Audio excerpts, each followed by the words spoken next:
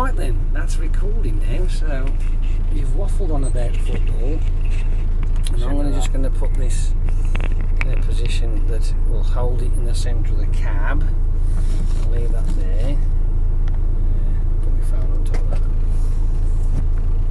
just to keep it down at the road. And what that does, that'll help pick up all the noise a little bit. Also hear me clicking and fucking wiping and clunking with it all and make it a complete rave. I'm trying to get it so it sits, because I normally have that clip to myself, which is over here. It doesn't pick you up, you see. Right then, now that we've got that, and the our fans out there are going, well, we can't see anything, Jace. What's going on? We've got no video. Well, you have now, ain't you? But you're still going to have to wait. I ain't quite finished yet. I'm just going to put these cables on so that we can keep things in charge. So you have to bear with me. So you want this one up? Yeah, put that one back up. Yeah, so it's out of the way. Well, this is my extension kit. This is the ones where it feeds these internal cameras.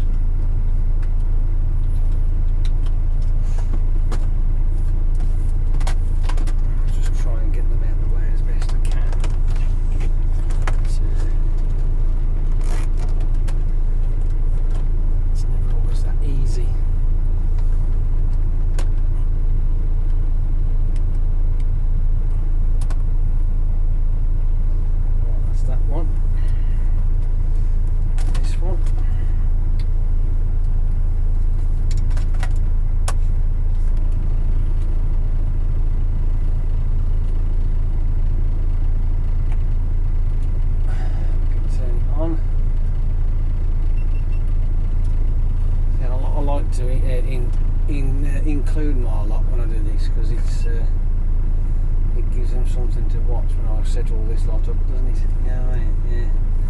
So we are currently up in Leeds, and I've got to put the back cameras on, and then we can go. I just hope I can reach the bloody things. That's all.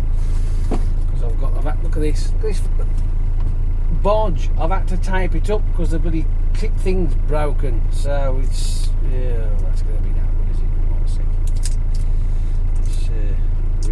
Let's position that. Might work better. So yeah, that's that one.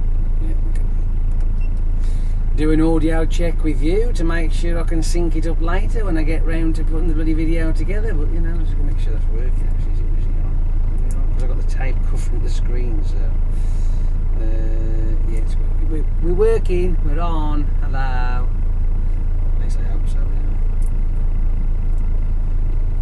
Just trying to check.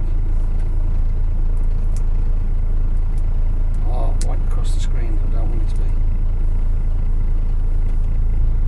Yep, we're on, that's fine. Okay.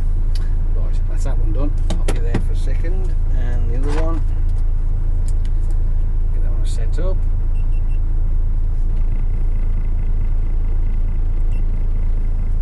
Yeah, there we are. So I'm going to go put you on the back now, and you won't hear me yap and chat and crap and all the rest of it because the microphone's inside the cab. Okay, so bear with me. Oh.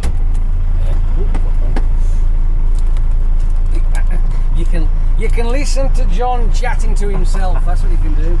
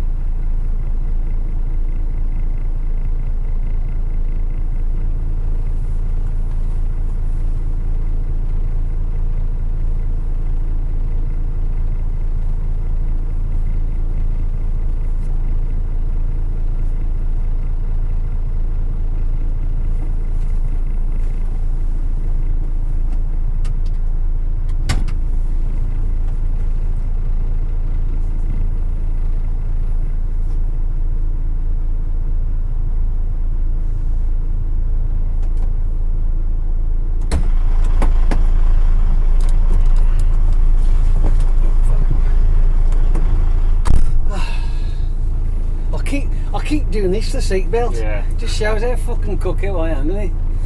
Hang on before you go. Gotta get this one level, haven't we? I think what's going on with this now? Holy crap, even this is breaking. That'll have to do for now then.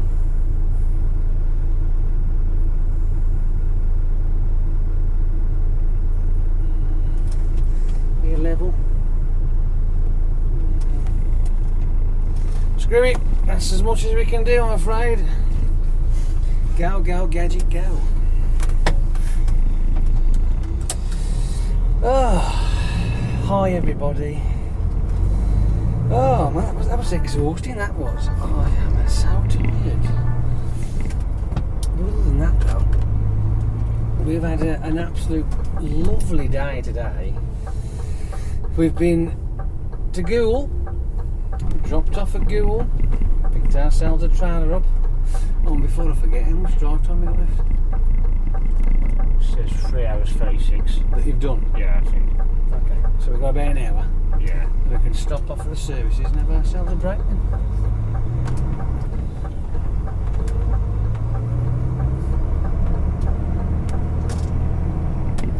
Left.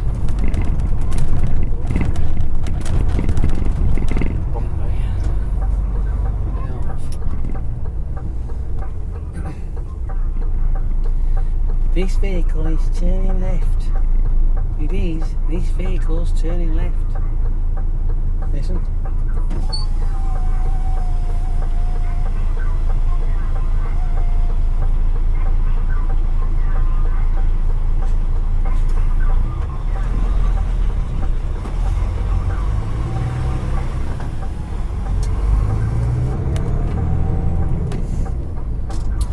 As we traverse down this lovely little dual carriageway, taking our time because it is only a 40-mile-an-hour road, unless you haven't noticed already. I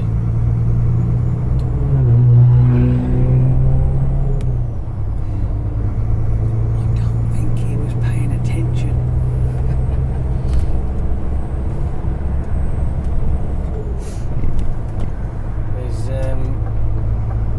We had a go at videoing him doing some reversing, but it didn't pan out as I hoped. I tried to latch my camera on my jacket, my phone. I was using my phone to do it with, but it just was pointing in the wrong direction because I needed my hands free to, you know what I mean, to help him out. But it didn't turn out how I expected it to turn out. So I'll have a look, see if I can do something with it. I think he's on the freaking, what's that, mate? That bike. Yeah. On a racetrack. He's getting his knee down. He's using it like a chicane, eh? That's what we do, flipping it out. Wee, wee. Yeah, when we get to the other end now and turn right.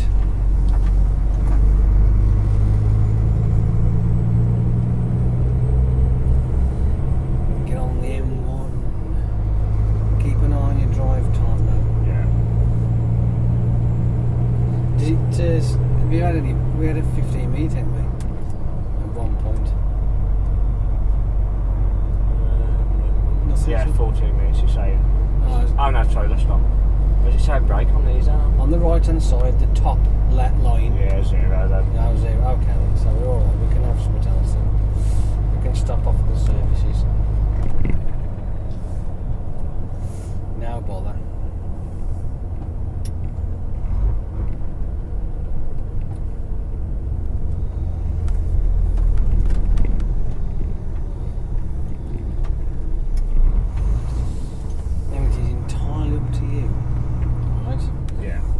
Stop the services and have 45 minutes then carry on, or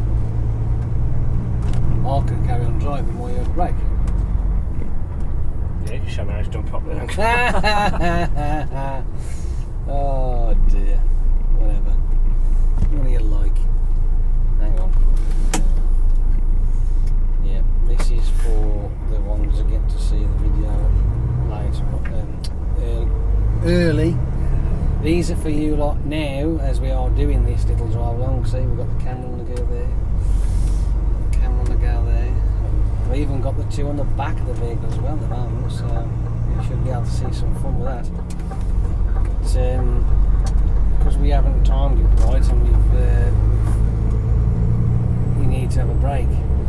Well, we're going to have to drive down to Woolley Edge Services, which isn't far from here, and have ourselves, because I don't think we've got enough time to get down to Woodall, I don't think. If it says 3:36, that's like 55 minutes, isn't it? Yeah. 55 minutes. I don't know. I just don't know. I haven't got a clue. There's a possibility, I suppose. It's been that long. I can't gauge it. Plus, as well, this vehicle itself, it's not very fucking quick. So it's like a snail, really is. It's milk flow slow. So but we're doing this little drive along and going to get ourselves down as far as possible until we have to say that's it, quits, and pack it in. But I am wondering whether we can make it or not. I'm thinking we'll see. There's always a possibility. We can always. Really, dude. Oh, well, we missed that. Never mind. The other camera got it. Right, I'm going to go and I'm going to carry on with this lot here. I'll include this with this. Well, this is going to go up now, so you can have a see what's coming. All right. Speak to you later. Safe drive, John. See you later. Throw a little wave in. You don't need to wave there. I used to do my old job, you just get past the other trucks and just a little wave to Oh yeah, we always wave there, yeah.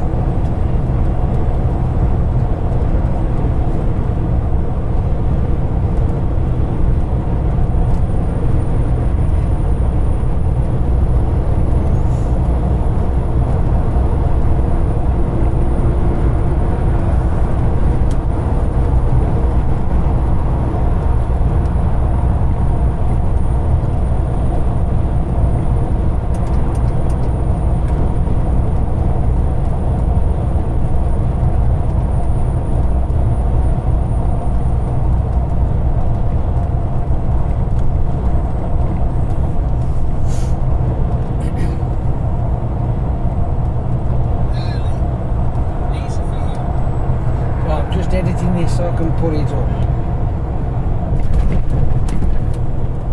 See you later.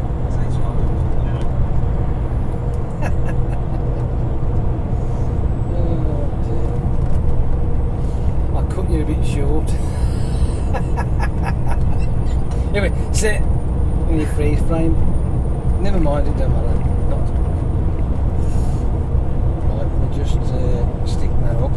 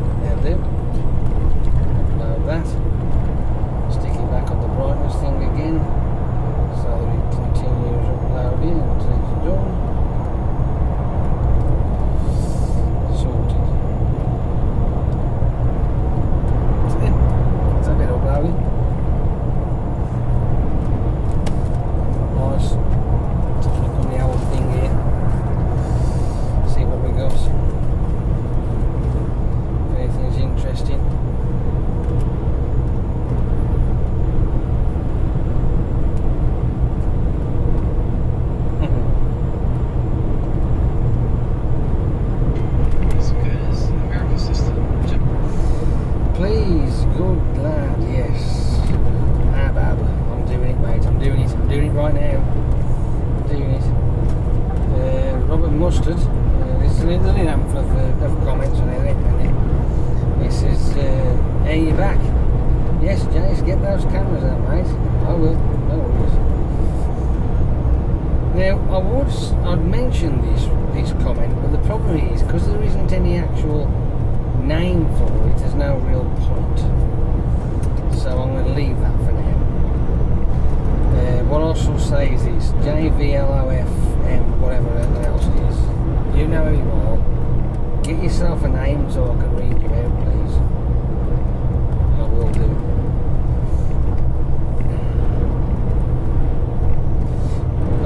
I think I'm going to pronounce this completely wrong, but I think this is Paul Caboosh.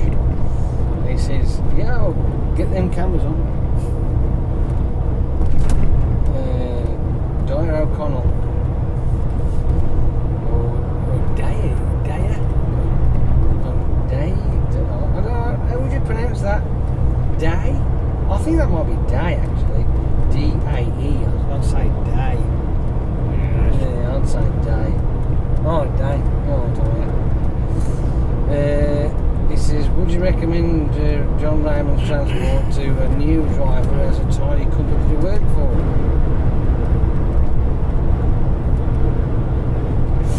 What? Get them cameras on. Yep, they're on, Stefan. They are on. That's what they are doing right now. They're on. Just a few.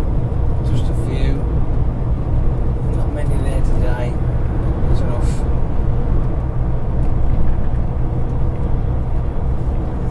What I need to do is go into this again and refresh.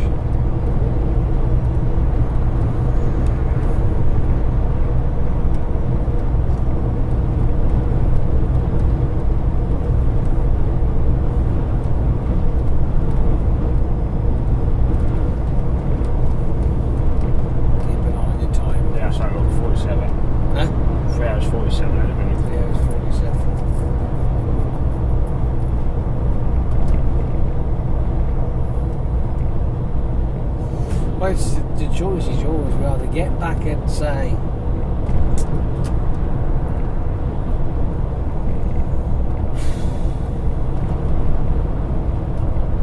probably around about 3:30, 4 o'clock, or we can get back at around about 2:30, 3 o'clock. So whatever you fancy. I'll take option B. 2:30, 3 o'clock. So well, in that case, then we'll get up to the services. We'll switch the cards around and then we can carry on. Yeah. So you do that then? You just pop them out. Pop them out. Switch them over. Yeah. Switch them over. That is it. Jobs are good. Just a shame that you haven't been able to drive along with it, but what we can do is when you've had 45, we can then stop somewhere else, switch back over again, you can carry on driving. Yeah. Because we've got about 2.5 hours before we get back to the yard anyway, so there's going to be plenty of time. Yeah. So we can always do that, can't we? Yeah. That's the whole idea of double manning. Not that we are, in a sense, but we are, but we ain't, if you know. If that makes sense. Lane closure ahead, I'd move yourself out, I would. That's the reason why you're still sitting there. And the rest of the sign. You're not paying attention. Doesn't say what lane there, does it? Lane closure normally tends to mean lane 1, because it's no hard shoulder. Yeah, that's where you have to use a bit of smarts, a bit of common sense. Figure it out for yourself.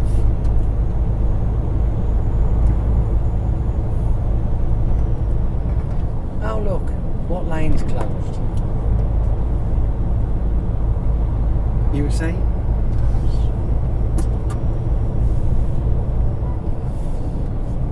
What? At the end of the day, right, I'm just pointing out the obvious. If it says lane closure when you're on these smart parts, and because the fucking hard shoulder's gone, 9 times out of 10, I'm not going to say that it's going to happen every single time, but 9 times out of 10, it'll be the lane that would have been the hard shoulder. Move over. Unless it's a noise and they're closing the road. Well, that's very true. Caught out with that a few times.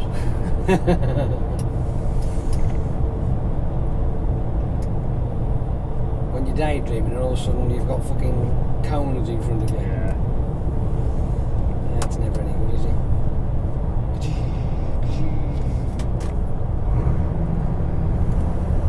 Did help, didn't it? Yeah, it does. Great, isn't it? Now you're using the exhaust bag. There's a pad on the side of the steering wheel for those that you don't drive a DAF. I mean, there are on most vehicles, to be honest with you, but you may not drive at all. So on the right hand side of the steering column there's a lever, and that lever has got several functions to it. First of all, you can use it to change from manual box to auto box. Switch between the two. That's the little button on the end of it. Right? You press that in, manual, press it again, automatic. And the other little quirky thing for it is when it's in manual, you can use it as the gear stick. You can flap the paddle up and down to change gears. When it's in auto and in manual, you can use it in both.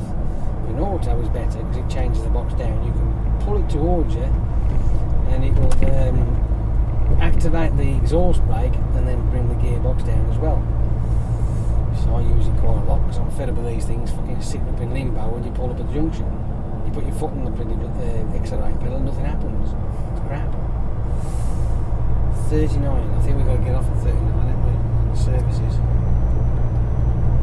Or is it just after the services? Just after, I think. Just after, is it? Yeah. It's been that long.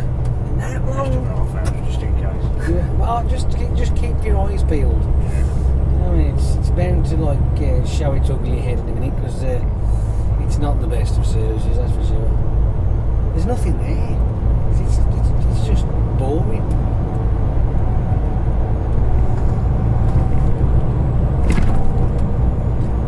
I say it's boring because it hasn't got a McDonald's. That's the reason why it's boring.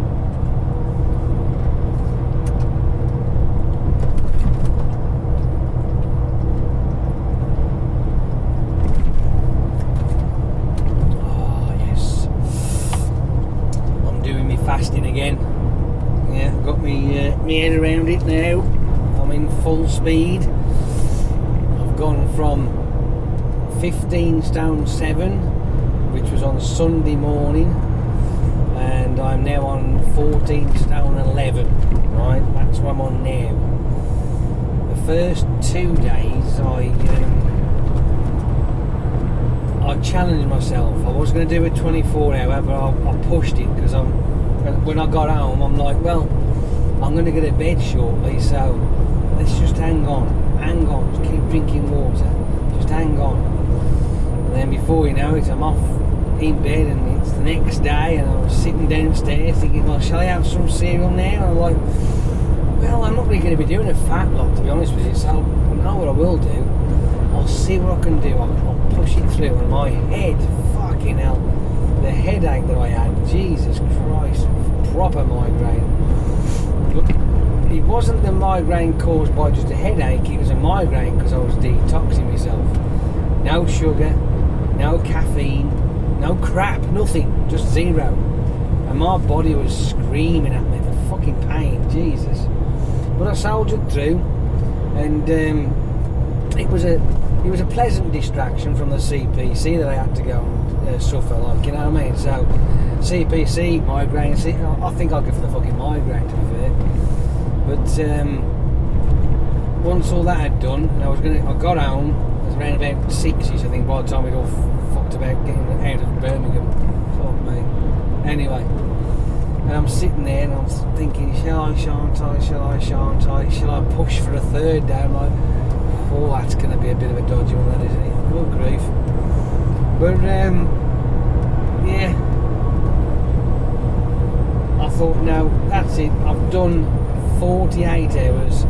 So yeah, get off here. At 7 o'clock on day 2, I decided to be slowing down far too much, mate. Far too much, dude. Go into the service. In the services. What is the engine brake again? Yeah, but you've got this nice great big hill you could have coasted because you were slowing down on the motorway lane there, which is never a good thing now. The reason why is because it causes a hazard, an unnecessary hazard. Don't be one of those people. All we've got to do is just find ourselves somewhere clear. We ain't got to back it into any spots or anything like that. I know that you lot would love to see that, but we ain't got that much time. Oh dear. He burnt through a vast majority of his drive time doing the manoeuvring and stuff because of the stop, start. And unfortunately, these vehicles, because the tachos are the old style, just pull along there, just make sure people can get past you. Yeah. Pull it just up where the. I think that's a wash there, eh? Yeah, it's up there, it'll be fine. Just stop there and just go for it then. As long as you don't block the couches and what have you, it'll be fine. On the side of it. Yeah.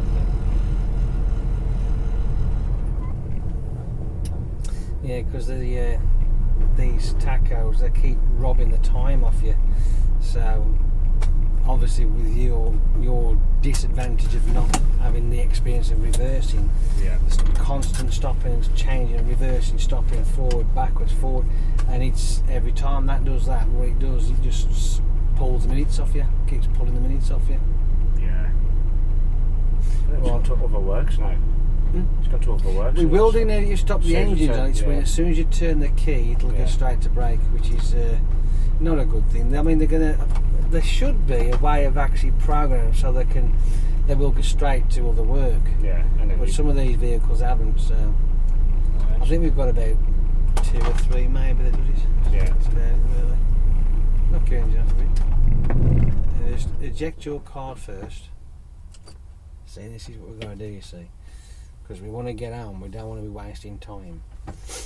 And plus as well, there's no point me sat here for 45 minutes having these cameras burning, is it really? So, and I don't want to go through with the rigmarole of having to sync the audio back up again because I'm too bone idle. Right then, now eject my card.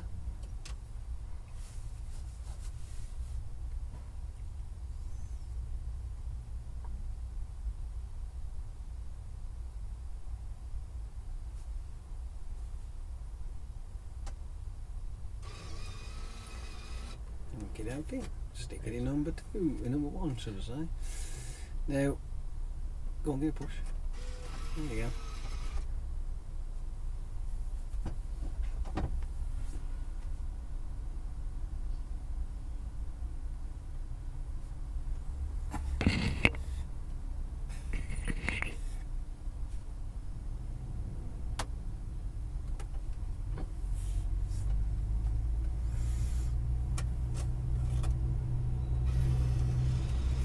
Sorted? Yep. Let's swap sides, shall we?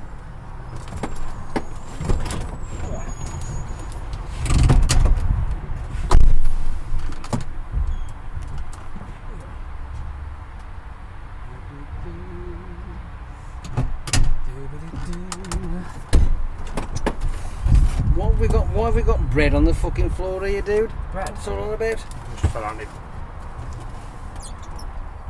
On me bag. Oh, he's on the floor down here. Must go style, so take. Give the dicky birds. It's only bread, it ain't like it's a packet of crisps or something like that. Empty packet. All over me bag, it's all that. Oh, I tell you what the fuck? Scruffy bastard! Must have found me bag, I don't know, he's got that.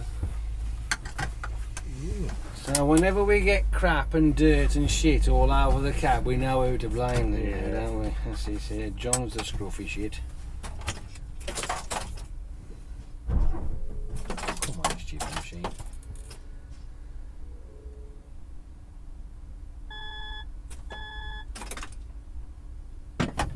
You gone broke it, are you? Yep.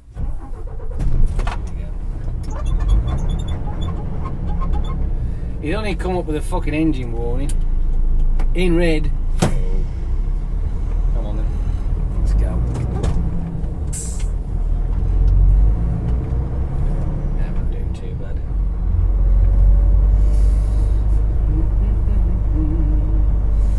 Anything coming? Nope. No. Okay.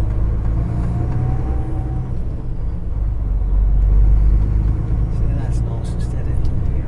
There's no jerking around. There's no vehicle bends.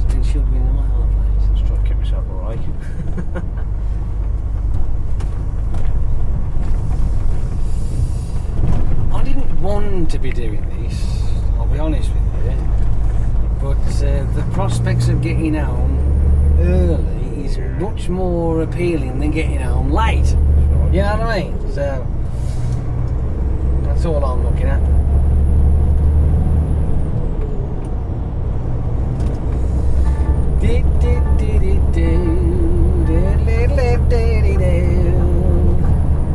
Come on, Mr. Machine, hurry up so we can get gone. Cruise control on.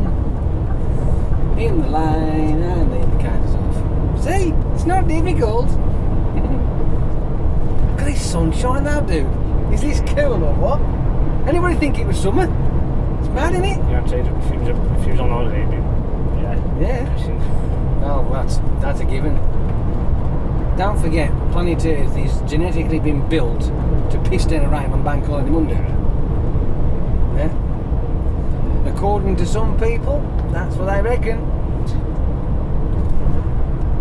Not that it's pissed down on a bank holiday, that it's been fucking man-made. Yeah. We have all those wonderful and weird shit that happens these days. But what can you do? Don't blame someone, anyway. Just let them get on with it, that's what I say. Let them get on with it. So it's just gone half past. So we'll find somewhere to pull over. It's around about ish. Right? So you can jump back in the driver's seat and I can sit back out there again. Yep. Because I've been quite enjoying myself sat over there. Makes a change. I'm not freaking biting my nails and grabbing out the fucking chair because I'm scared shitless because there's someone in the driver's seat who just hasn't got a fucking clue. So your forward approach is perfectly fine. So yeah, look, you haven't been sat there and I'll be going back. Going backwards is another thing, but the forward approach is perfectly fine. I haven't found any fault with that at all, really. Nothing at all. Your lane discipline's fine, you've got that down. Your control round islands and pulling round junctions, you've got that down fine, so you know the length of your vehicle, you just can't push it backwards. Yeah. You just can't go back, I'll tell you what. Oh, It's awkward. We're all awkward. it is awkward, but you just got to, force yourself and slow it down and think about what you're doing when you're doing it. You'll get there. You'll get there. Actually, he's not, they'll tell you. You'll get there. Just watch my video. Just keep watching that. If you watch that, then that might give you some pointers. Might refresh your memory of what you are and aren't doing. Yeah. We're going out next week as well, so got to get somewhere.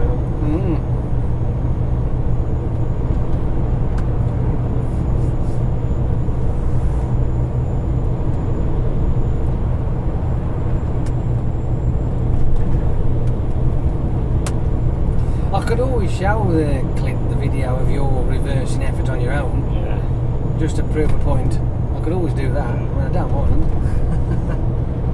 I don't mind at all showing somebody doing crap reversing. I can do that all day.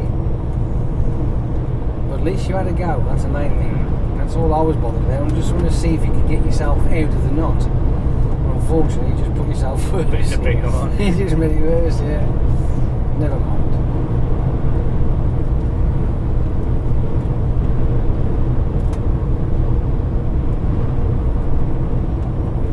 I suppose eventually, all said and done, and then you'll have that moment of clarity will just ping as you come to a place and you know you've got to do this dreaded reversing thing, and then all of a sudden it might be a little bit cumbersome, but all of a sudden it's done and you're on and you're going, well, fuck me.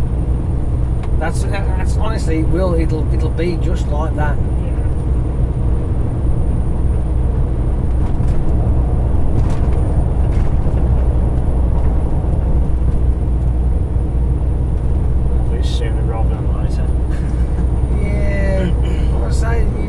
Some people can grasp it straight away, some people take a little bit longer. Everybody's different. All I would say to those who want them to rush and get it done, I'd say, well, no, because got to have patience for people who just need that little bit more encouragement, a little bit more help, because they will get it, and once they've got it down. Simple as that. That's how I look at it. Yeah. There's no other way, is there really?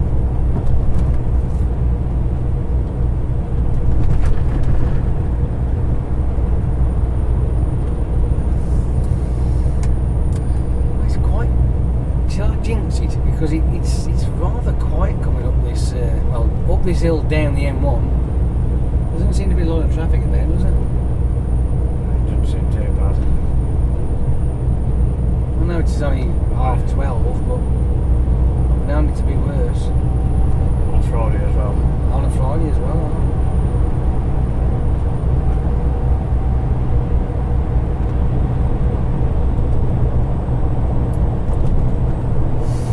I've been looking at getting myself a new voice recorder for doing all this lark. Yeah. Because that one there, even though it's a great little recorder, but it is a little bit out of date now.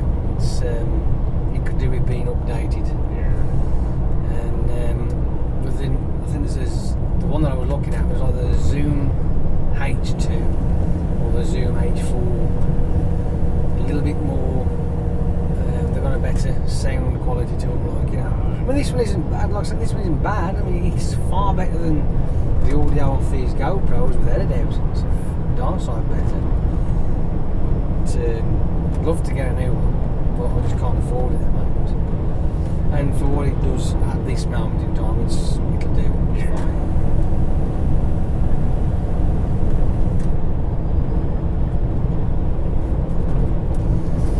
But then it comes to the prospects of having to fork out the cash to replace the cameras themselves. I am not looking forward to that at all. That's going to be a fucker, that is. I'd have to have one of those Patreons things and do a GoFundMe or something like that.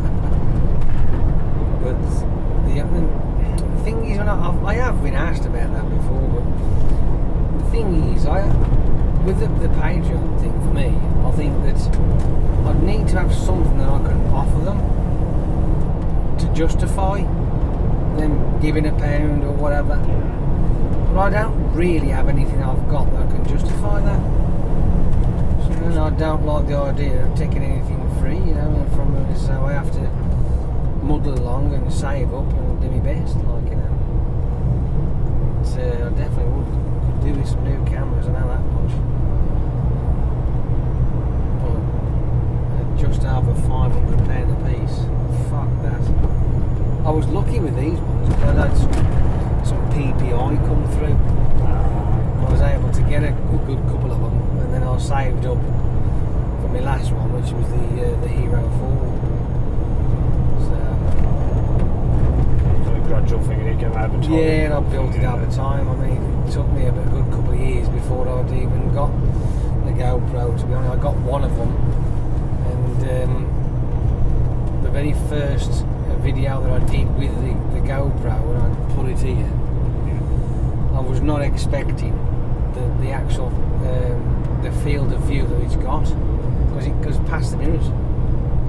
You can see past the mirrors, so it's quite good. So this one here has got the whole lot, the whole front. Where I was so used to using the Canon. Alright, what's that doing up there? You're not meant to park it there, though. Not really. I've got a funny feeling they must have rolled that into the edge, hasn't it? There's a few airbags gone off on it anyway. That'll be something to look back on the old footage on my camera. How about that? Unless Mr. fucking van driver who's right next to me there has decided to fucking block the view, the tosspot. I bet he has. Fuck it. Yeah, I wouldn't want to be in that lot, would you? Nope.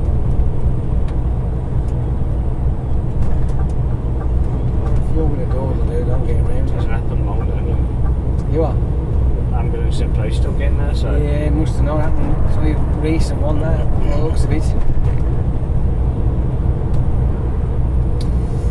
I wonder if it's a blowout and a loss of control, or whether it's been clipped by a lorry. Did you see a lorry around? Yeah, I didn't see it. Yeah. I did see one. Was it an Arctic? Yeah, it's probably been clipped by an Arctic then, for a guess.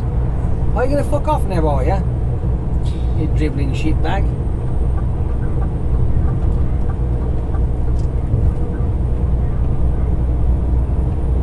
I have a really, really good question when it comes to this audible sound for the cyclists.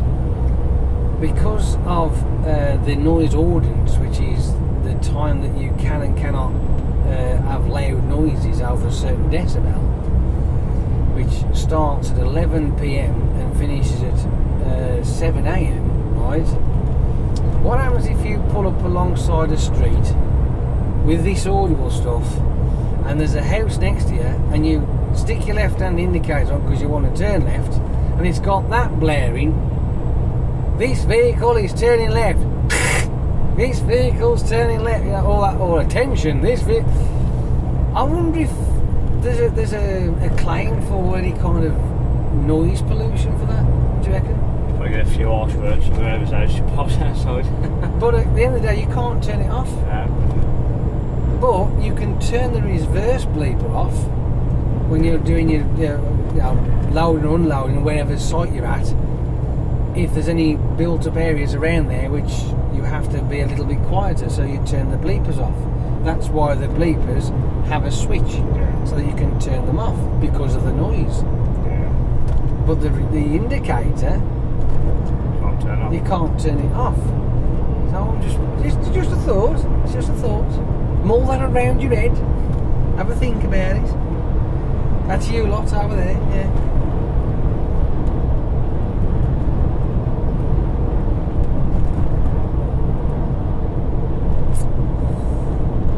I was on that CPC and it flashed in my head when we was talking about all the safety stuff and the fours thingamajig and what have you, and that just flashed in my head. That I was like, well, noise ordinance, because it did say on the screen about pollution of whatever and noise pollution.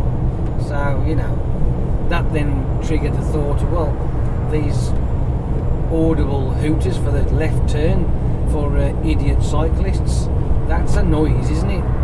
And at a certain time of night, as you know, when it gets dark and 1 o'clock rolls around, it's a little bit more, things become a bit more pronounced, don't they? Yeah. You know what I mean? So, turning left, turning left, you know what I mean? It tends to get a lot louder, you know? It's really quiet, it just seems a lot more out there, really loud and blasting. It's weird.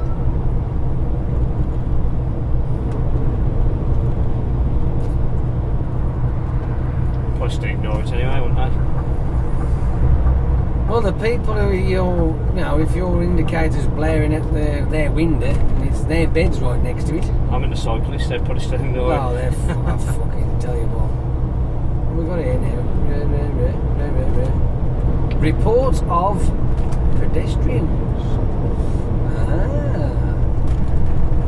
We've got peopleage.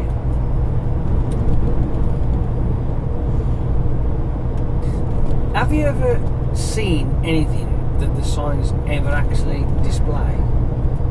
Let's, for argument's sake, like that one there, reports of pedestrians on the road, or at least near it, or the animals. Have you ever actually seen anyone that has been up there? One. It was an oncoming vehicle on the M40. Holy shit! Yeah, somebody decided to get on the M40 at the 404 junction. Is it 9? On the, yeah. Junction 9, yeah.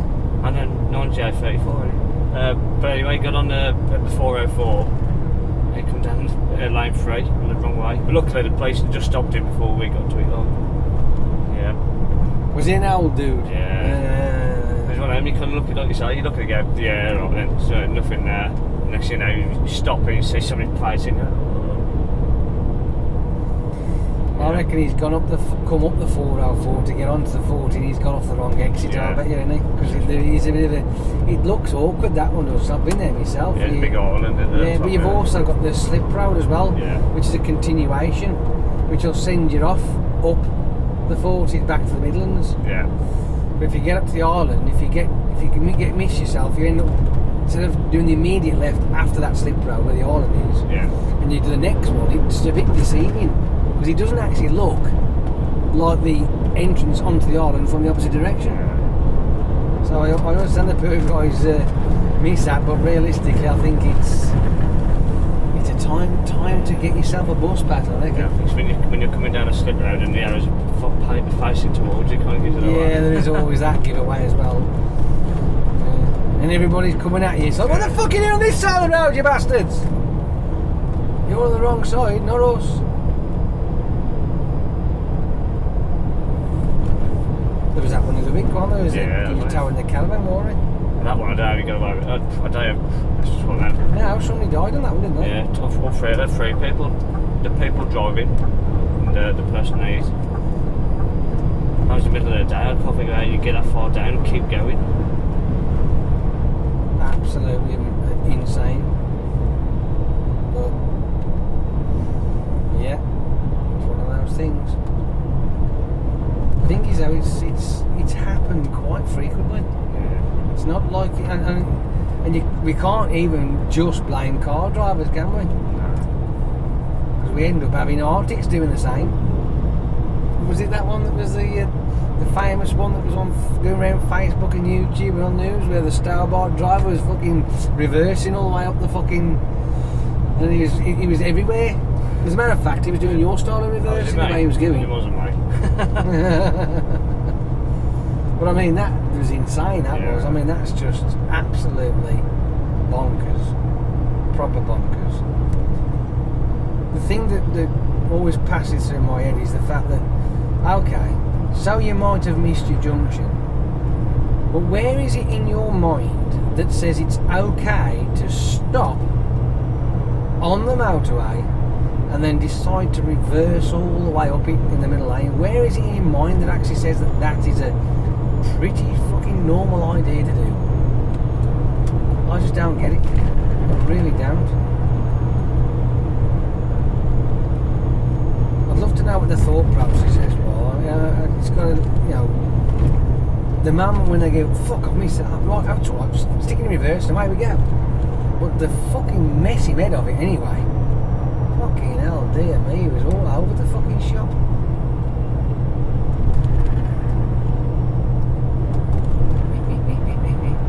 He's like a fish, wasn't he? Of course, I know. I won't do it on the motorway, but hey, you can fuck up and make a mess of it all you like when you're down the motorway, but come on. I mean, does that guy actually deserve to be a HGV driver? That's what I would say. Licence, I'll have that, thank you very much. You can have this push bike. Fuck off. I've seen him riding down the motorway then. On his push bike. Well, I've seen scooters going down the motorway. I remember there was one. I'll tell a lie. I've seen there was a guy on a mountain bike on the hard shoulder, cycling down the hard shoulder on the M6.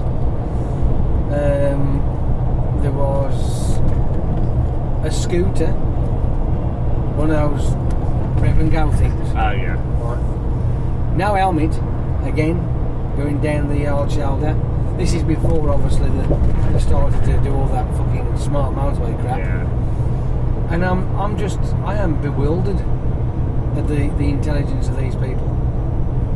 Or lack thereof, should I say. I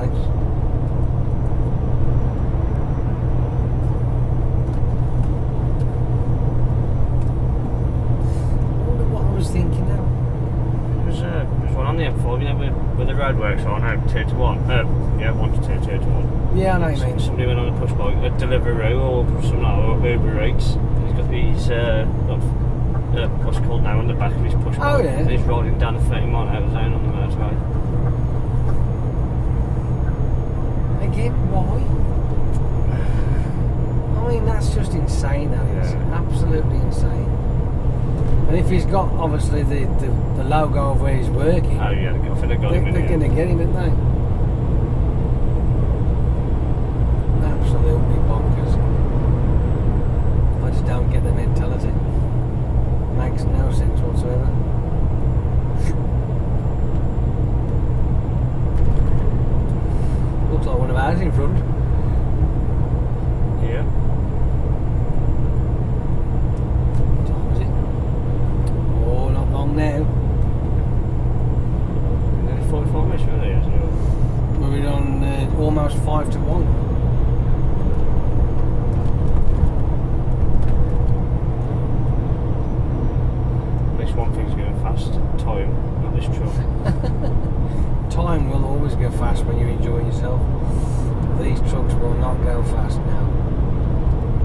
won't pick them up either.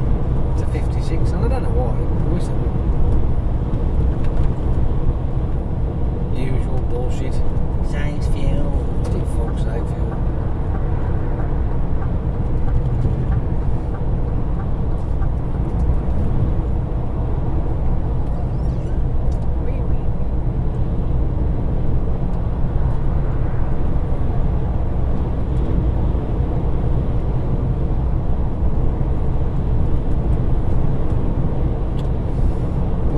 Looks like we are moving into a little bit of cloud, doesn't it? Yep. We're coming up towards junction, well, this is 33, so we got 32. Let me think. There's a possibility that we might, just before your break finishes or just after, hit Tib self-services. Yeah. So that'll be fine because we can pull in there, swap back out again, and then carry on.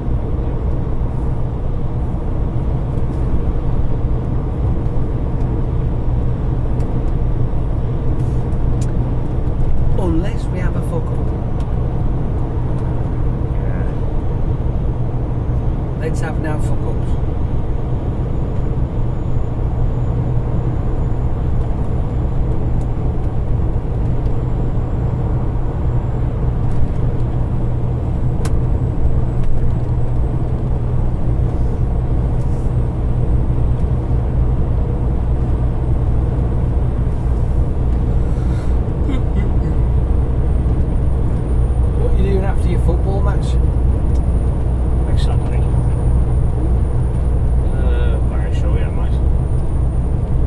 On the bike? I'm hoping to, yeah. I might try and get out tomorrow early, but sure. Not before the match?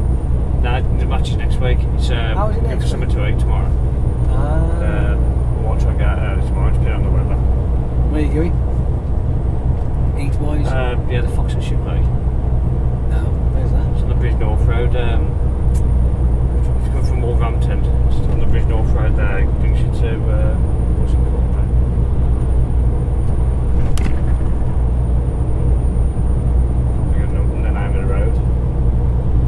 I've heard of Shipley. You know where the Ollie Davidson dealership is in Wolverhampton? Chapel Ash. I've probably drove past it, but Yeah. you see, I am crap with geography. Yeah. I really am crap. I can tell you that I've gone past. I get off at junction 2 of the M54. Yeah. Chuck a left and go up through towards Wolverhampton that way. Yeah. So I know that part. So as you're at the ring road, if you turn right at the ring road, past the Wolves ground, past the brewery. Yeah.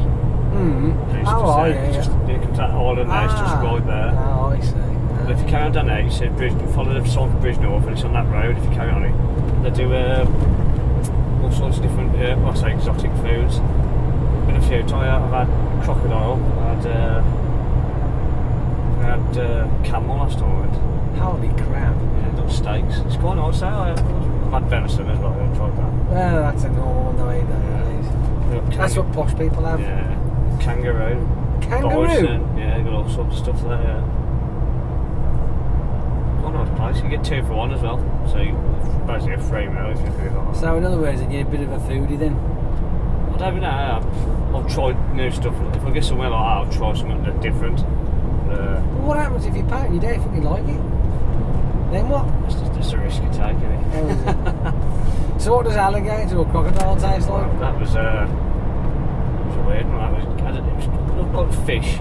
Okay. It tastes a bit similar to chicken, I think. Really? Yeah. Similar. That sounds like we've been having a trip in the Matrix there, don't we? Just everything tastes like chicken. Had the texture of fish, and it actually looked like a piece of fish. Oh. Yeah.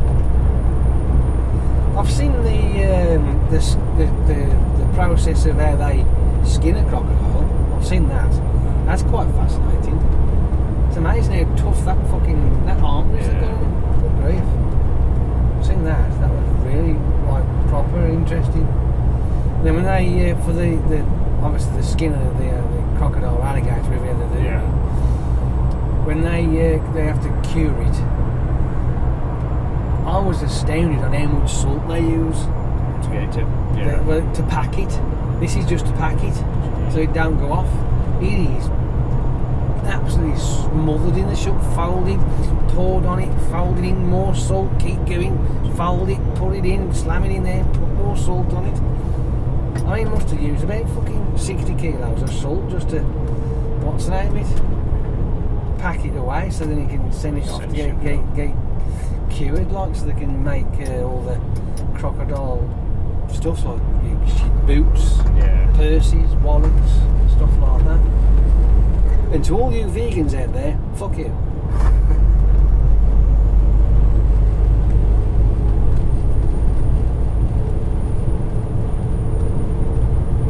They do normal food as well, so it ain't just exotic stuff.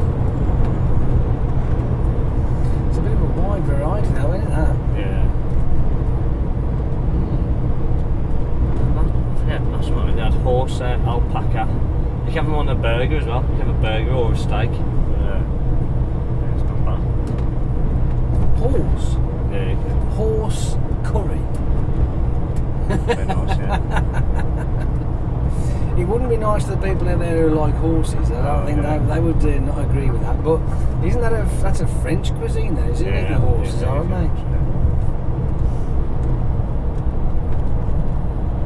The next thing you'd be saying, you'd be having Thailand's dish of the day, fucking dog on toast. Dog on toast. Bit of rover. Yeah. Or the what is it? A thigh of a Rottweiler, or the ribs of a fucking Great Dane or something. You know what I mean? Fucking hours on now. They've got to have what I don't know what you call it. Eating insects and stuff like that. Oh yeah, the bug stuff. Yeah. Probably take a wide berth from that lot. Well, apparently there's some of the edible critters out there. They do taste a little bit like you would think meat and chickens and sweet, crispy stuff. Personally, not tried it. Yeah, it's like eating roasted scorpion and all that sort of thing, or roasted tarantula. Yeah. You know what I mean?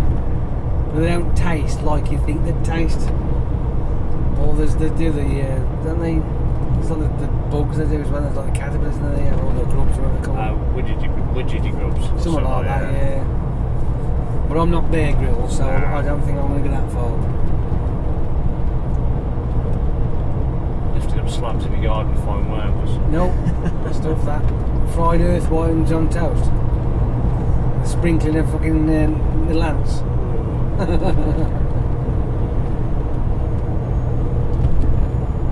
that. I'm too accustomed to going down the road to McDonald's and getting myself a couple of chicken strips.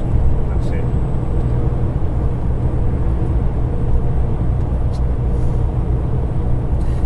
What you've got to, which is I think is quite interesting, you might not do, but some of the foods that are out there that are edible at the end of process are severely toxic before. Yeah.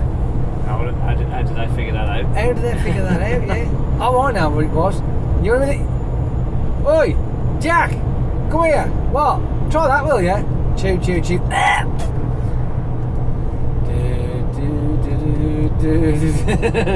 We won't do that. Right now then, so we try another way. Hang on, we'll look at it. Oh, hang on, it comes out of its shell. Cashew nuts. Because aren't they poisonous before they get processed? There might be, yeah. I've seen a Ray Mears programme and he was on about something similar. Mm-hmm. It was like it's like a root and they dig it up and it's toxic. But if you do some the process of comment, it's kind of like pickling maybe? With pickling it's like you got to soak it in water, then you got to dry it, and then you got to do all this stuff to it. And apparently, it does something to it inside. I don't know what you call it. It's got to take the poison away or do something to it. You can eat it after. So, right. I don't know what that is. That's if you know, so the Australians do it, or the Aborigines. So how did they figure that out the first time? I know. Chewing it and got really sick and died, and like, well, we can't do that. We need to eat some. Well, how the fuck? Because there are foods out there that in their raw form, they are toxic and they can end your life. But once they've been processed to a certain point, then they're edible. I just don't know where they get that idea from. But as far as I'm concerned, if you ask me, I'm going to say this is without a doubt. Swede, turnip, parsnip, they are fucking toxic anyway. Like, fuck them off. Not a fan. Not a fan at all, no. Not at all. I love them all. You are? I love it. I love them. No. They've got this really negative taste to them as far as I'm concerned. They just don't taste nice at all. Fucking naff. When I was younger, roast parsnips, I used to prefer them to potatoes. I was younger. My dad used to shove fucking mashed swede in me mashed potato to ruin the fucker. So then I didn't have my mashed potato or my fucking swede, and they wondered why I was blasting my eyes out. You're like 5 years of age. I'm having to pick it all out, but trying to get that across to an adult who likes it, and you're like, don't like it. It's fucking nasty. And then every time Sunday dinner used to come, I used to dread going for my Sunday dinner. Knowing that there'd be parsnip in it, I'm like, no, I don't want it. It's fucking nasty shit. And I still don't like it to this day. It's fucking revolting. I mean, how is that a food? Fucking parsnip, turnip. Fuck that. When I was a kid, I was dead against tomatoes and onions, but I don't know, I kind of grown into them now. No, they've never bothered me. Tomatoes, I love onion. Spanish onion, cooking onion, spring onion, red onion, whatever onion else is out there, pickled onions. I fucking, oh man, I could just chew on them all day. They're great. If I'm in the mood for a cheese and onion sandwich, which I have to avoid because I just go stupid. And a nice layer of cheese, fucking cut up some onion rings and just sprinkle them all over.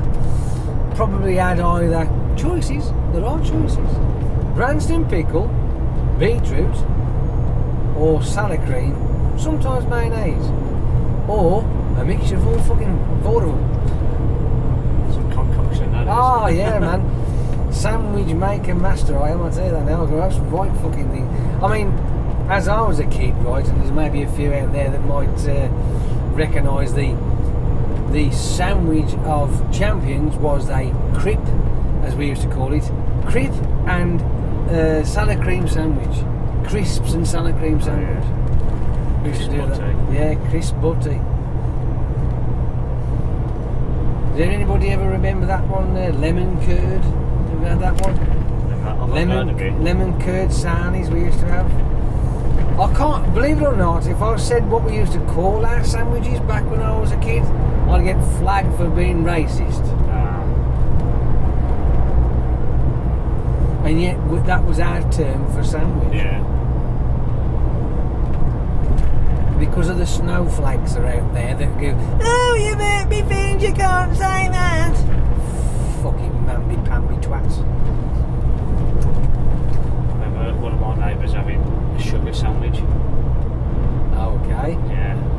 Yeah. Well, I suppose in some respects, yeah, that's plausible because you can make a pudding called bread pudding. Yeah. So yeah, I understand that to a point, but I don't think that'd be my cup of tea. You'd be running around for a few hours, wouldn't you? It's like them other individuals that realistically need a slap up the side of the face that dip toast in tea. I mean, fuck me, what the hell's that all about? You're gonna get butter in your tea? I mean, what the fuck? Honestly, there's people out there that dip toast in tea. And if you're one of them, you need to fucking grow up, you dopey fucker. See, I can't even dip biscuits in my tea. No. I don't have anything. I can have a biscuit and drink my tea. I can't dip it. I just don't have a bitch floating about. Really? Nah, not for me. See, we all have these weird quirks, don't we? What I don't like is the sludge at the bottom of the cup when it falls in. Yeah. But the rest of it's fine.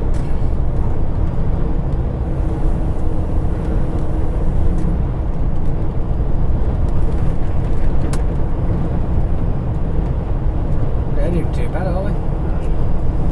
Nearly 10 past.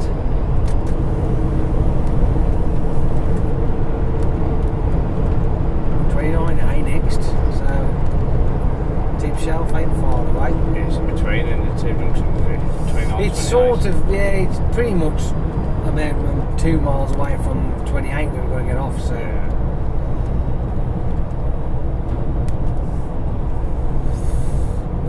Some of the foods that we used to have when we were kids.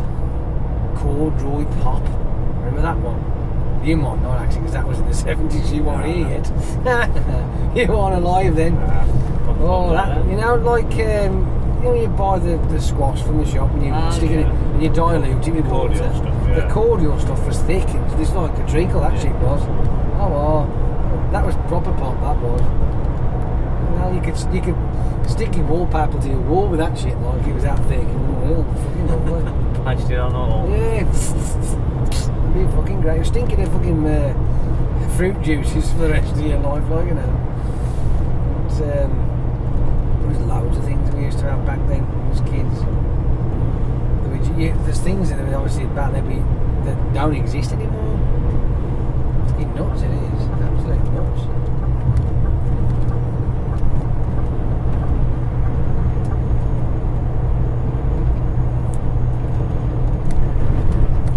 Like, for instance, some of the chocolate bars that we have these days, they've certainly gotten smaller compared to what they were when I was a kid.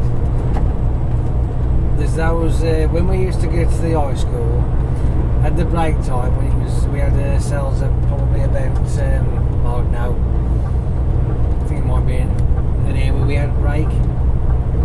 Yeah. And we used to go, but in the high school, we was allowed to leave school for that, and we used to go up to the shop round the corner from the school and buy what they used to call the monster eggs, dinosaur eggs. They were called dinosaur egg gobstoppers. They come in a little box. There's 20 pence. We had our 20 pence pieces, and at the break time we'd all be off to the shop to go and get ourselves one of these dinosaur eggs, like, you know. You don't see them no more. No, you don't see them anymore. I ain't seen gobstoppers for a long time.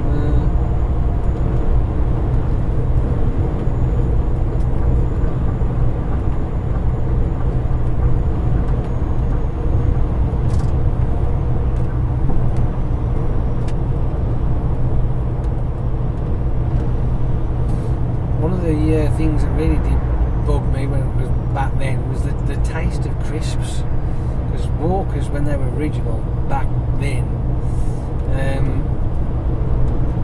they just tasted so full of flavour. Yeah. But these days they're nowhere near as much as that. But I blame it on the fact that they had to change the ingredients through the health-wise type of thing, like, you know what I mean? There's got all these chemicals in there and whatnot, and they've had to take half that crap out. So it messed with the flavour. There's lots of things. I mean, even the likes of cornflakes as well. See, I used to like cornflakes. Well, when I was 14 years of age, when I was 14, and I'd got up for school, and as typical, we got no sugar again. Right? There's me, I got my cornflakes, I've got them in there, I've got the milk all over. Where's the sugar, Mum? We've run out. And I'm looking at my bowl now, and like looking at my cornflakes. Well, fuck now, I can't do it. So I chuck them away or eat them, like, you know. Yeah. So I started to eat them, and they tasted really, really weird. Because obviously you normally get it's a blizzard of sugar all over, like, you know what I mean? So I'm eating away, like, and it was really weird how they tasted. I thought, you know what, realistically, that ain't that bad.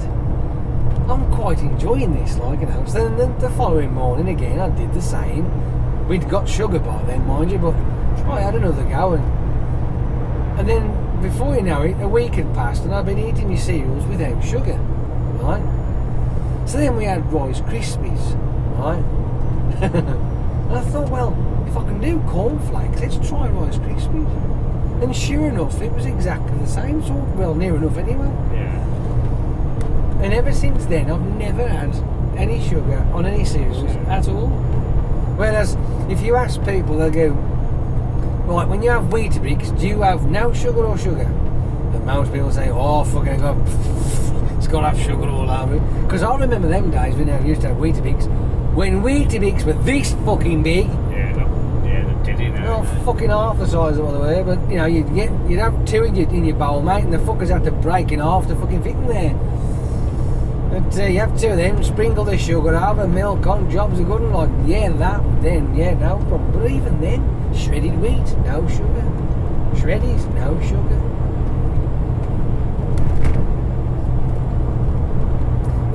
But obviously through the years of not doing that and not having any sugar on your cereals at all, I now find that cereals are actually really sweet. Yeah, they've got sugar in them anyway now. Yeah, they are really sweet to eat anyway, so I find that bizarre that there's me layering sugar on them to start with before I got to that age, and then just for one weird reason I decided not to do it. I mean, anybody who you got sugar back again, you know what I mean, but why did I decide not to? I mean, I've got fucking no idea. No idea at all. But it suited me, so I was enjoying it. I carried on with it. But I still had 2 sugars in my tea. Yeah. 2 sugar in my tea. Now it's one. One's, I can't do 2. One's enough. Because when I was back in my very early 20s, when I was taking me weight training supplements, I was doing me, pushing me weights and whatever, and building me muscles and all that sort of crap. Stop laughing. Talking them out there. I didn't have sugar in me tea or coffee, but I actually drank coffee more so because tea without sugar is just fucking nasty. I don't mind tea, and I used to drink tea when I was younger quite often, but nowadays, no, I can't be arsed with it. But if it hasn't got sugar in it, nah, fuck that crap. But with coffee, I found that I could drink coffee without sugar. Yeah. And then I'd done that for probably about a year or so, I think. So I was just drinking coffee without sugar in it. But then, as always, when I'm doing these ventures, money got very tight and I couldn't afford the supplements, and I was still trying to train, and within literally 2 weeks of stopping the supplements, which was Pro Gain and Cyclone from Maxi Muscle, and I like to say within about a fortnight of stopping taking that stuff, my strength was diminishing rapidly, and before I knew it, whereas my normal rep rate to warm up was with 60 kilos plus the bar, I was struggling to pick up fucking 20 kilos plus the bar because my strength just evaporated, and then within 3 months I was struggling really, and it just got me down and depressed and fed up and pissed off, because I'm thinking, what the fuck, man? I couldn't pick anything. I mean, I was literally fucking doing tricep with the pull downs with the machine I've got, and I'd have the whole stack, whacking it down like that, and then now I was struggling to pick up a fucking quarter of the stack. But it does prove that Cyclone and Pro Game was doing its job. Yeah. It really did give you some serious power, but it disappeared. But hey ho. So that's something you're going to keep on, is it, if you're going to keep going for it? If you're going to do that, it was £61 a fortnight, and that was back then. So I know I'm really earning a fat lot of money. So it was getting a bit much, and it started to affect my bills, and I was overdraft this, and it was just, yeah, it turned me, it went wank, and I had to stop, give it up, because I couldn't waste the £30 a week. Yeah. Because that's how long the supplements lasted for. They only lasted a fortnight. It was £61 a fortnight. Yeah. Expensive game. It is. Look at that. It ain't bad, is it? No. It's not far off.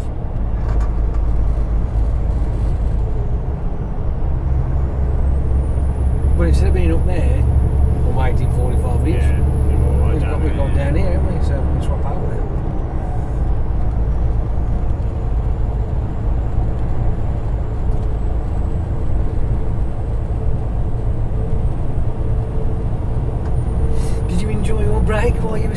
twiddly thumb. Yeah.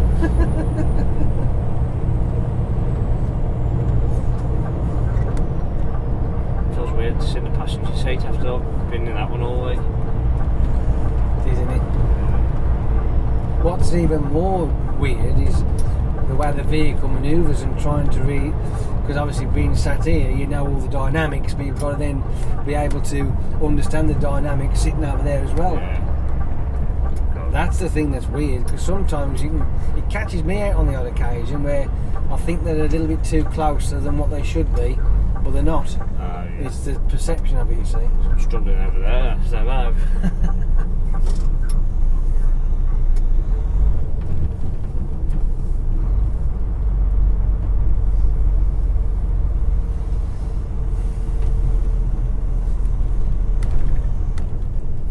It's looking a bit chocker in here, isn't it? Luckily for us, we haven't got to do a fat lot. Other than pull up somewhere.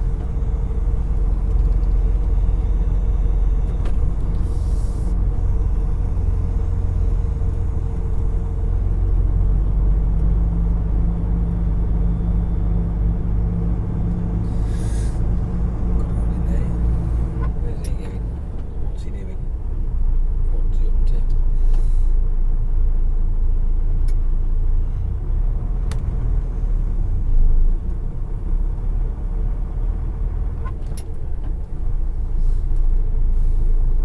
I can't get round until you shift, dude.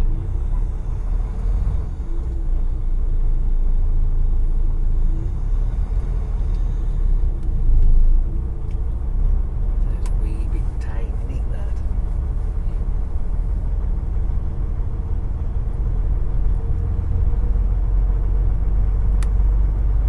That's it, open your fucking door and a vehicle's moving, you fucking retard.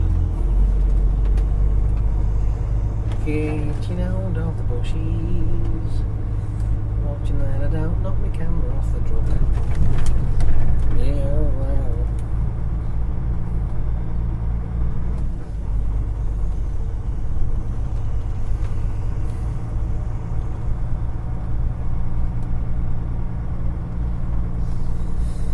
Because we aren't doing anything fucking spectacular, I can just put it into the fuel department. Yeah. Otherwise, like, there's nowhere near. I can park on, but there's no point, so I'll just shove it here. I could have just drove down. I was looking for somewhere nice to park, but I'll just shove it here. It'll be alright, I'm just going to swap over. It's fine.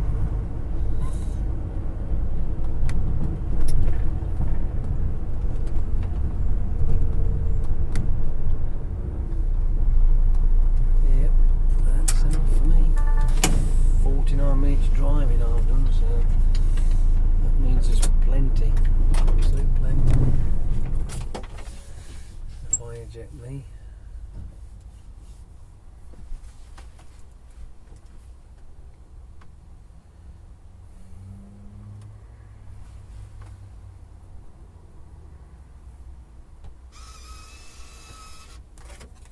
Eject you.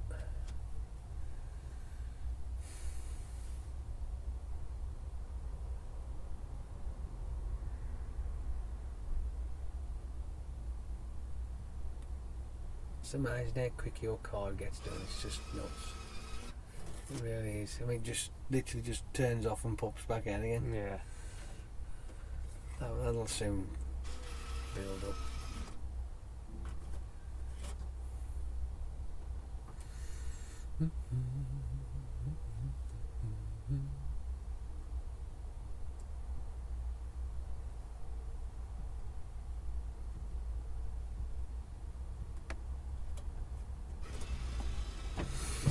Righty-ho, righty-ho, righty-ho.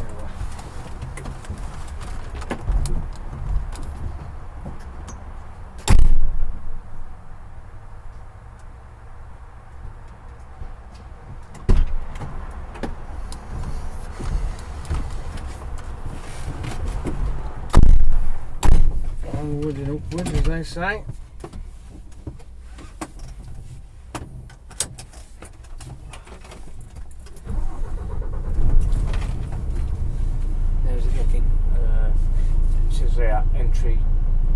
That's for mine though, so no, you don't worry about that. It's fine. It'll correct itself. Yep. Off we go.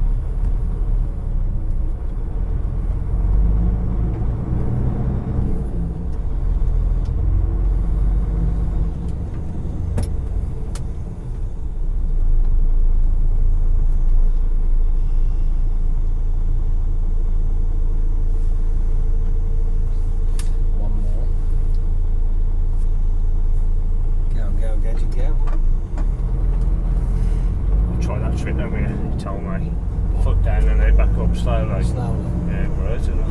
It doesn't it? Makes it a little bit more control. It doesn't jerk me. You're trying to gauge because every time you start to bounce, yeah. your foot's going to start bouncing. Yeah, yeah. There we go.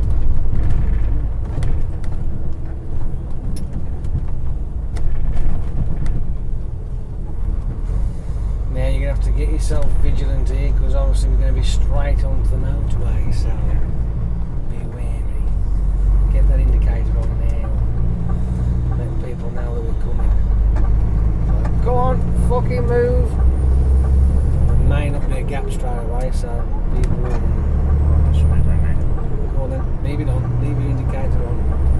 Get right out. Still too early. It's still too early. Yeah. As I'm saying, leave the indicator on, leave the indicator on. It's habit now, isn't it? Strung out to the side. The reason why I say that is because John here has been driving a very short vehicle, so by the time his indicator moved in, he's in the lane. Now he's driving a very long vehicle and he's turning his indicator off while the arse end of the trailer is still in the lane he was in.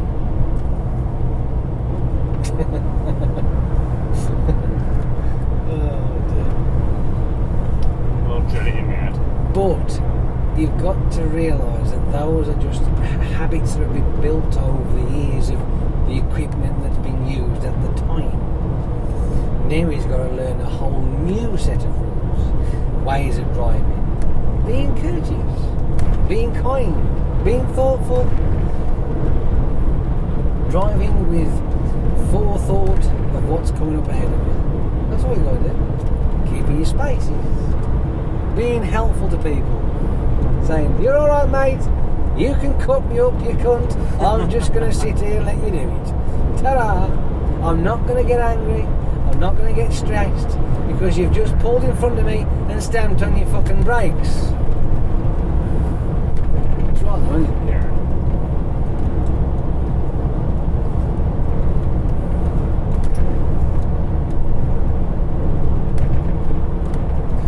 Slow it down, we're going to get off at this bend here because for some unknown reason it has been, but this is lucky. Yeah. Normally it's queued up past fucking what's it? Tip shelf, yeah, to get off here. It's nuts. Go on then. There you go.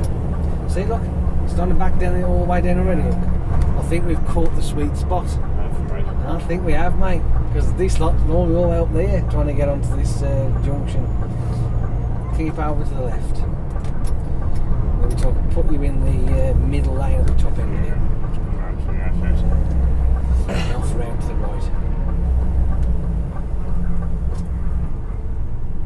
What you do tend to get is you'll have them coming from the right of you here, right at the last second and cut straight in front of you. Yeah. Then you also have the other one where they'll just come up the left hand side here when it breaks into a little bit of an hard shoulder there. Come on the inside of it. And then they're cut on the inside of it. I've had that before as well. But it's been really chocker and it's been taking a while. I got up to the point where it splits into three. Yeah. And I seen somebody coming up the hard shoulder. I went, that ain't happening. Fuck off. Half and half it. Fucking stop the bastard. It's just arrogance as far as I'm concerned.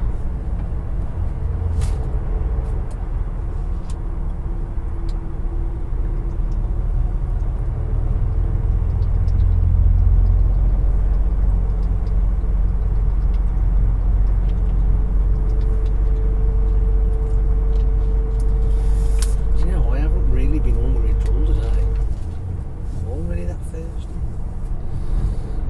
I think I'm turning into a zombie.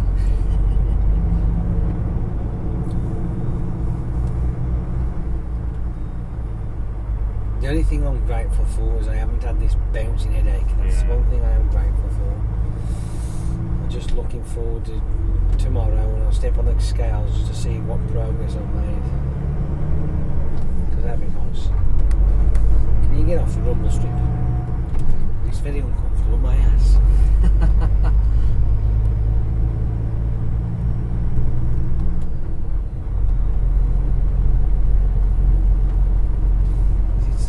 Looking alright on the old clock? Yeah, 5 minutes driving. See? That's what we want, isn't it? Yeah. I've got plenty of time. Ah, fucking shit, those. You can get back to the island and do Litchfield on top of that. I won't tell them that. No.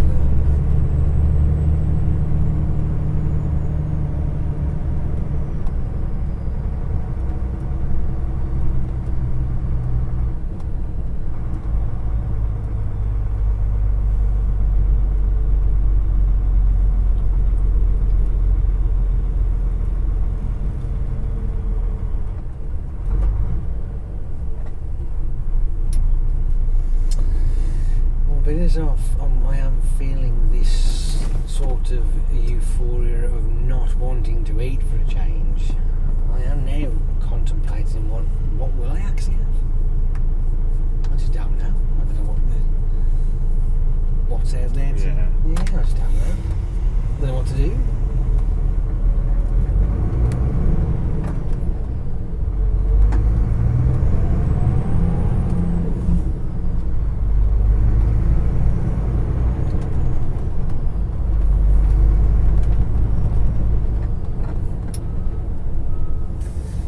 Like they're getting these low dumper trucks and what have you. Looks like they're swapping trailers, by the looks. They're just taking it off that one trailer, put it onto another one.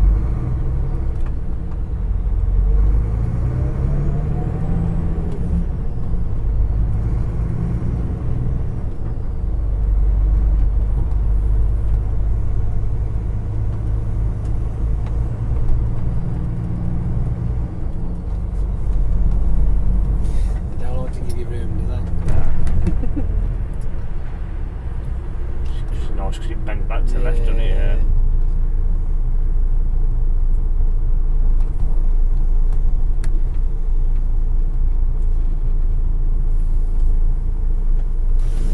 And this, we can just do a nice sweeping arc around it, you should be alright. Really avoid you. And then don't worry about when you're on the inside of this dual carriage on the left and they come round the right because there is enough room for everybody to get round. It just depends on what they decide to do. If they want to cut that corner off what they tend to do and drive over the lines, well, that's their stupid fault.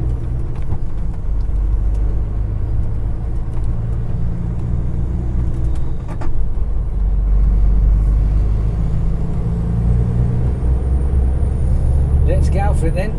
Foot down and floor it. Fucking you.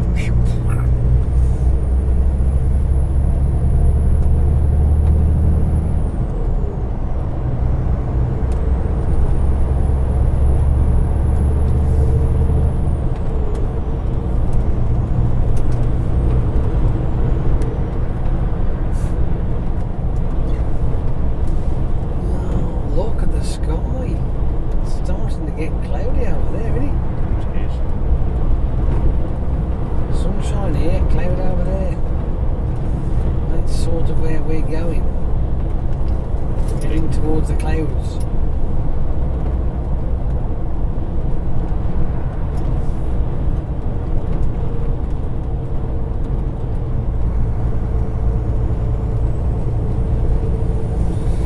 When we get back, let's drop the trailer off, put the paperwork in the back door. Like we did last time, get in there. Sure, so then you can have a look to see how your load is. Yeah. That's the reason why you do it. See if it's all over the place. What's the chances? I should be saying. Can't see why not. Unless the reversing is what fucks it up.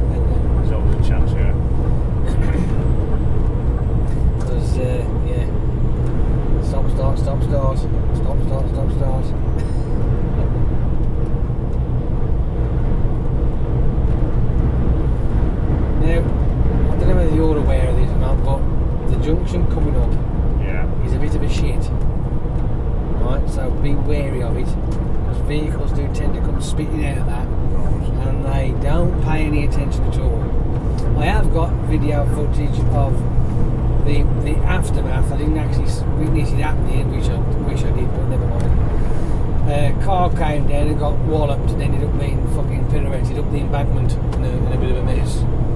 I think it's actually on his roof as well, up on the embankment, so it does happen.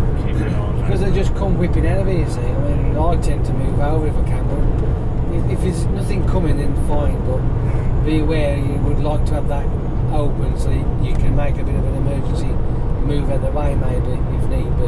Yeah. Because they just come blurting down, they don't tend to bother looking. It's terrible. Thankfully, there's nobody coming. Well, I don't mind that. I'd rather nobody come down that fucking steps over. Because it's a fucker, it is. It was screwed up there, I don't know. I think I've got the video at home, it's on my computer somewhere. In one of my many folders of all the YouTube videos and driving videos and mishaps, and I've got terabytes worth of the stuff. When I first started doing it, I just take this footage off my phone, and then just shove it on the phone, on the hard drive, like, and that was it. So, but it to be like in one folder, it would be just all videos. There wasn't categorised or anything like that. It was only when I started doing this multiple camera thing, where I ended up using multiple folders, so I knew what I was doing. And then I thought, well, I've got to do something, because I'm losing track of where all the good stuff is. I want to have a look at it again, like in the sea of fucking millions of video clips, like, you know. So then I started to date them and categorise them and put titles on the folders, so I knew what was inside them. So, but like with this one there, it'll be the folder destination on my computer will probably be Leeds to the yard. With John.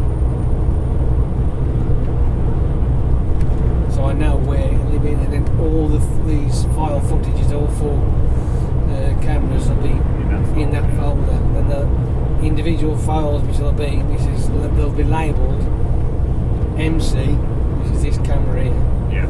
That one's DF, driving front. And you got driver left and driver right, which is the back. So then that's what their folders are enabled of. And when they open them up, they have to rename each file clip, because they're stored in clips, you see. So MC will be 1, 2, 3, 4, 5, 6, 7, 8, so I'll do that.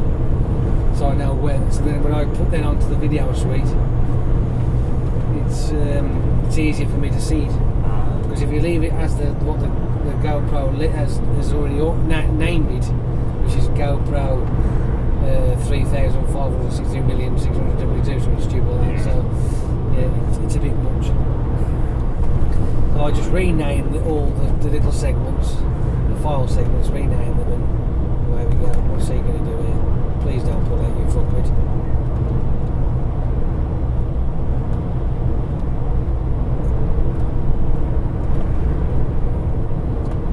Well, if he did pull out, we'd have got some serious footage there, wouldn't we? I'd have fucking felt it, wouldn't I? I'd have certainly fucking blacked me toenail.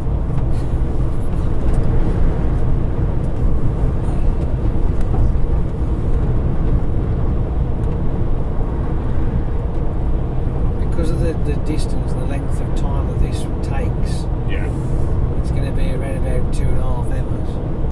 It'll probably take roughly 6 to 8 hours to actually do the video. That's it together, to put it together. Your hands full then. It doesn't bother me, because I like editing something. It's fascinating, especially when every time. I've been using Nero now for years, but every time I'm using it, I always seem to find new things to do with it. Even though they are there to use, but I've never bothered using them. I've never known how to, and then I figured it out by stumbling on the answer, and well, is that how that works? Oh, that's cool.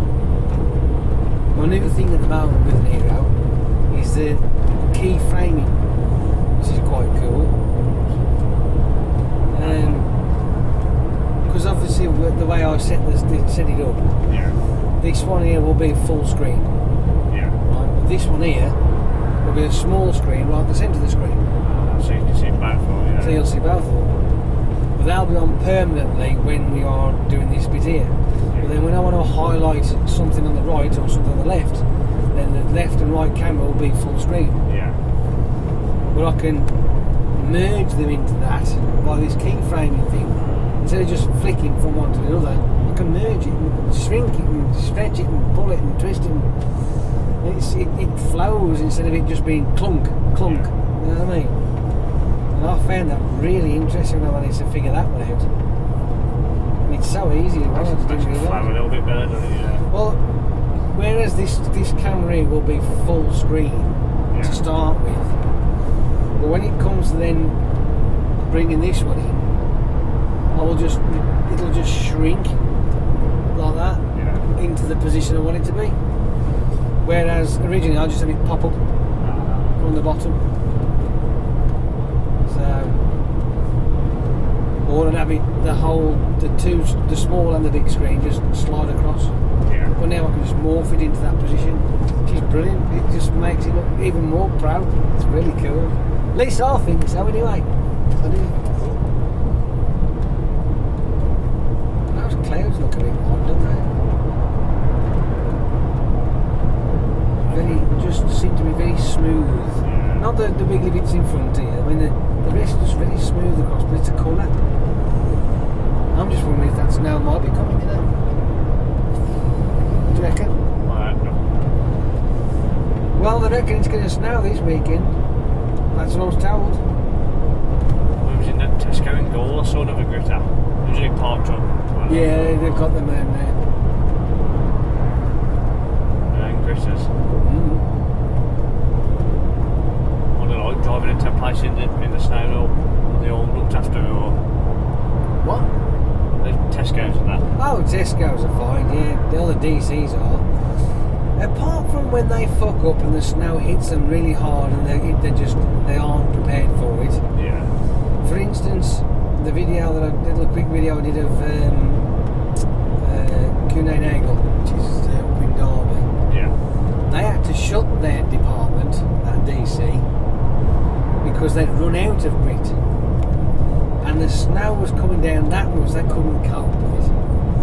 So they wasn't able to pull the trailers that was loaded off the bays because the bays are sloped down into the bay. Yeah. And they were just spinning the wheels. And they couldn't pull the heavy trailers out of the normal parking areas because there was just no grip. And the snow was getting that deep, they just couldn't control it. So they had to shut it down until they could get some grip back in, get it gritted again. They had to hire a couple of guys with tractors and ploughs on the front to actually plough the main road. Because I nearly jackknifed the truck when I come around the first island. And trust me, I was not going fast. Yeah. It just went, whoa. I'm like, hang on, doing a bit of broadside here. But your arm's giving you that though, isn't it? It does makes it tweak a bit, yeah, it certainly does. But I was empty, which is another reason why it went anyway. Yeah. But it's not good. And then obviously there's a bridge you have to go over, so you've got to climb up and over this bridge, but the traction was shit. So I'm thinking, when I got to that place and I got in there, got my trailer, and while I'm listening to the conversation, we're going to have to shut the department because we just can't go. It's too dangerous for people to move around. And I'm thinking, well, I'm glad I've got my fucking trailer so I can go out and fuck off.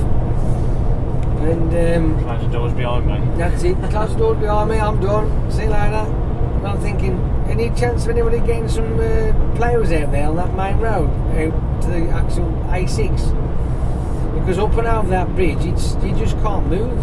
I said, with the weight of the trailers or whatever, it's going to be fucking shit. Then luck was having, as I'm on my way out, there was two farm tractors with ploughs in the front of them whopping up and down it like. So it's virtually done by the time I come out, like, you know. It was great. But, I have driven in some proper, real good snow, I have. Oh yes. But we had one bad. It was a weird one actually.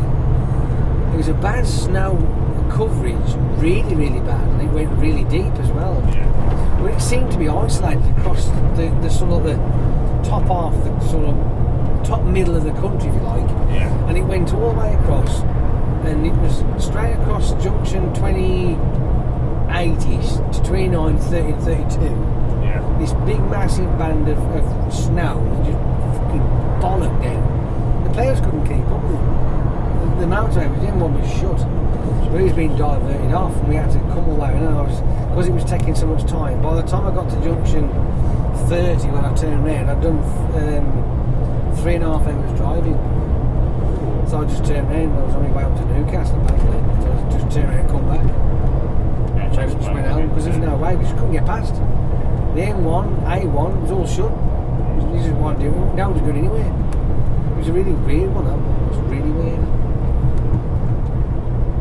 We've had some reasonable, pain in the arse now. Yes, it's not stopped everybody, but it's starting to cover the lanes up, you know what I mean? Yeah. And it's starting to get a bit thick because people just drive down the left-hand lane and they don't use the second lane.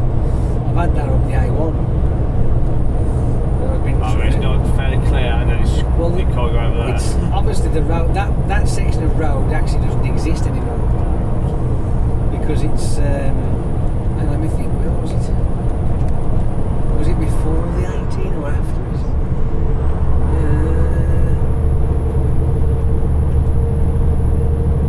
Now I'm thinking now, hang on.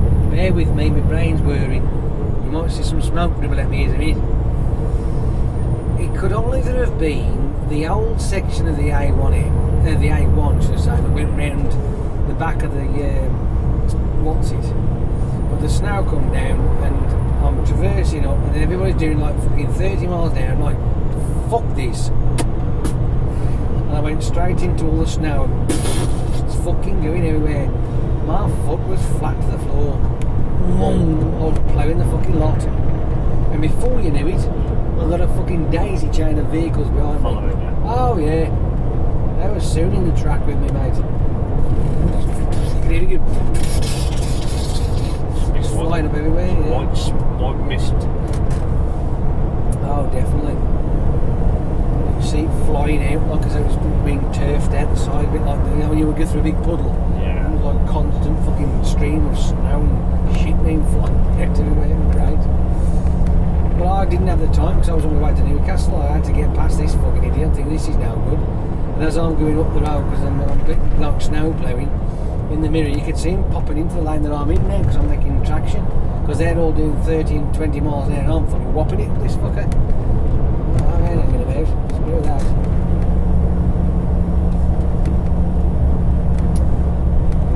Try and bring it down a bit more, because that's what you've got to anticipate. Yeah. Them fuckers doing that shit.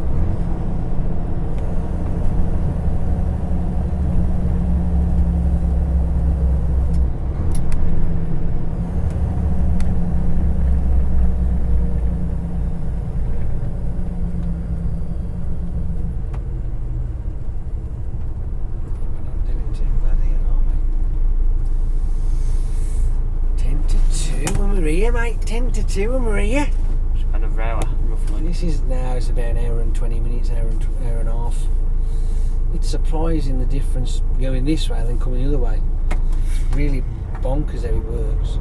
I think it's because we're going the opposite way around the islands, and it's a little bit more distance. Yeah. That might seem rather strange me saying that, but the thing is, right, when we used to time ourselves coming up here, and to get to the M1 would normally be with a 56 mile an hour vehicle around about an hour to an hour and 5 minutes. But with these milk float slow bags and shit, it's now an hour and 20 minutes, right? But on the way back, the time increases for some of them. I haven't figured that for out. I don't know what. I just think it's going to have something to do with the shape of the road. I think. Yeah. I think. You're going to get back on the A5. You can't go. Come back on yourself. Maybe. I mean, there's got to be. The road is definitely extended. It certainly is longer to get back. You know what I mean? So I don't know. You lot can give me some ideas, I suppose. You might as well.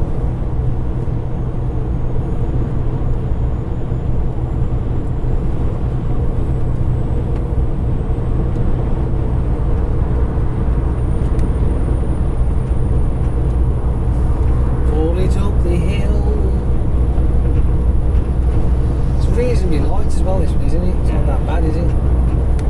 Considering what we've got. He did say, well, sometimes they put Branston pickle on there and stuff like that as well. A bit of what else stuff on that's heavy. I'm not sure, there may even be mayonnaise on there as well.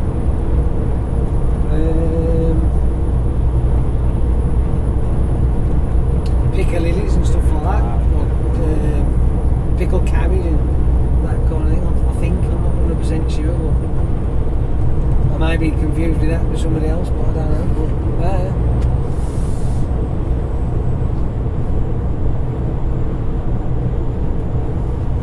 I have been to some strange places, I must admit.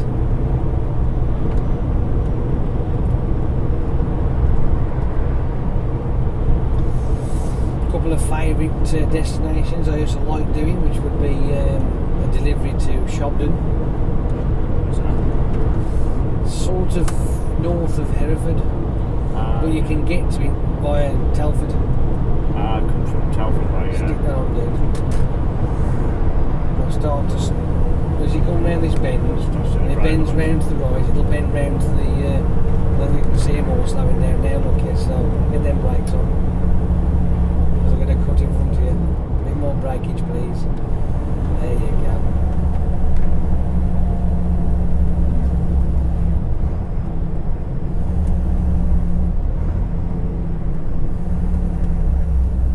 Great, that, isn't it? Yeah. 10.5 help, doesn't it? It's a bit of a break, isn't it? You're braking, that brakes, isn't it? Yeah, it does help. Brings it down.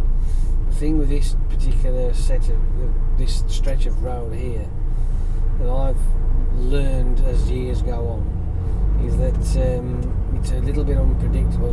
When you're coming down here, you can't see until literally you're on top of it, and just round that bend, I think it's just after the bridge actually, it changes to 40 mile an hour anyway. Yeah. But they can be queued up just after that, and it's like, whoa, fuck, and it's like, nah. So it's, I know it's there, so I'm already slowing myself down and anticipate anyway, just in case, as you're round the bend, they're there, you know what I mean? So I'm already ready for it. Because you have to, also, well, obviously there's a slip road coming off it. For some unknown reason, they think that this slip road is a rite of passage, and they just come fucking whopping down and straight into the traffic. And the one day I witnessed the most bizarre thing ever when it comes to that. This guy had come down and he'd misjudged it, and there was a truck in this lane, and as it went past, he's like, wow, he sort of like, he turned back into the little bit of the slip road that was left. Yeah. Tried to miss the curb, but then he was aiming back for the truck again. Then went up and he was on the grass verge after he'd finished. I'm like, good grief, what a performance! That'll teach you for not looking. I said it would be if you didn't.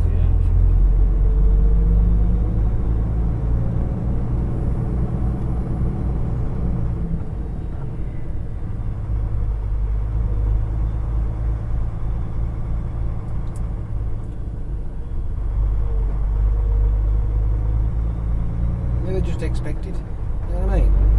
I know, I'm a stubborn fucker, I do. Just give way to the fucking white man, fuck off. I've got a limit.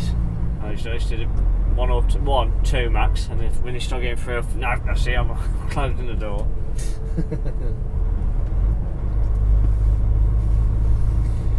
The door is closed and no more coming through.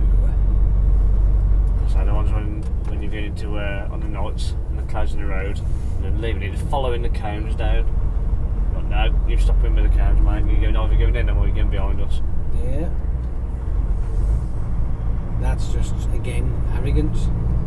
There's no need for it. No. You've had plenty of warnings. Yeah, 800 yards. You got your minute work. You've got a mile. Yeah, minute work, yeah. Yeah, miles worth of warning. And the warnings decrease as you carry on. In distance, that is. Yeah. And then big line of cones used to give it away as well. Yeah. They still carry on though. It's when you hear that, which makes you fucking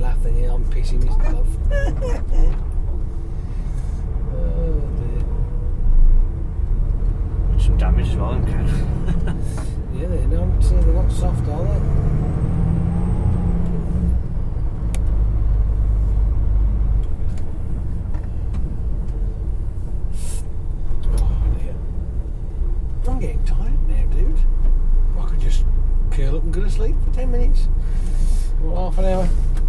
Pretty much the rest of the fucking journey.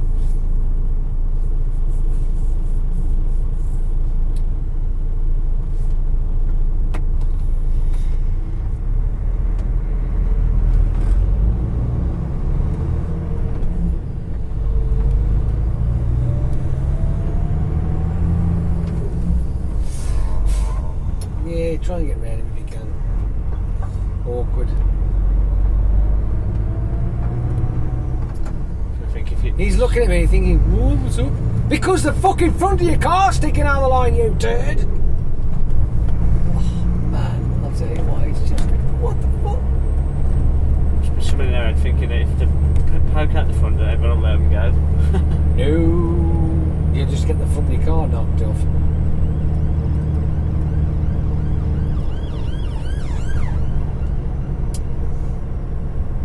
Here's something else that I learned as well, which I didn't realise, which that's just reminding me. When I was at that CPC, that was a distraction and a half, that was, wasn't it? Yeah. Phew, tidy. Anyway, I'm back. Apparently, right, which I actually didn't realise this. I thought that, you know, if you got the blue light's flashing behind you, that if you're in the way, you move at the road so that it can get past. Because obviously, they're either going to go and sort somebody out, or they're taking somebody to get sorted out, or whatever, right? But if they're blocked and you're in the way and they can't get by, then they're stuck. But here's the thing, according to it, and I didn't realise this, you can move out the way, because that's just the courteous thing to do, but you haven't got it. Right. And you don't move out the way if it means you're breaking the law. Yeah. I know I would have thought that it wouldn't have really mattered too much. You're not going to do anything stupid, obviously, but, you know, why does it matter? Well, according to it, they're trained because they're trained to get around vehicles and what have you. And I'm thinking to myself, yeah, but if it's a dual carriageway and there's no hard shoulder and they're stuck, what the fuck are you going to do? So then you've got to climb verges and shit like that. Oh, definitely you're not meant to, are you? Climb verges. No, you're not supposed to. No. And then there's other things where if you're in a high street and you know the traffic's stuck and the ambulance comes down because the traffic lights are on red. Yeah. Well, that means that they're stuck then because you're not allowed to cross the line because the lights are on red. But you want them to get out of the way, so you pull forward out of the way. Yeah, of course you do. Yeah, but now you've just broke the law. Oh, that'd be a bad one. The copper does you for doing that. Yeah, you broke the law.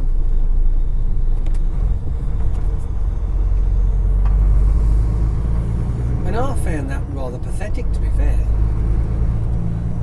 Because I'm thinking to myself, well, hang on a minute, I would rather the emergency service, whether it be ambulance or fire engine more than anything.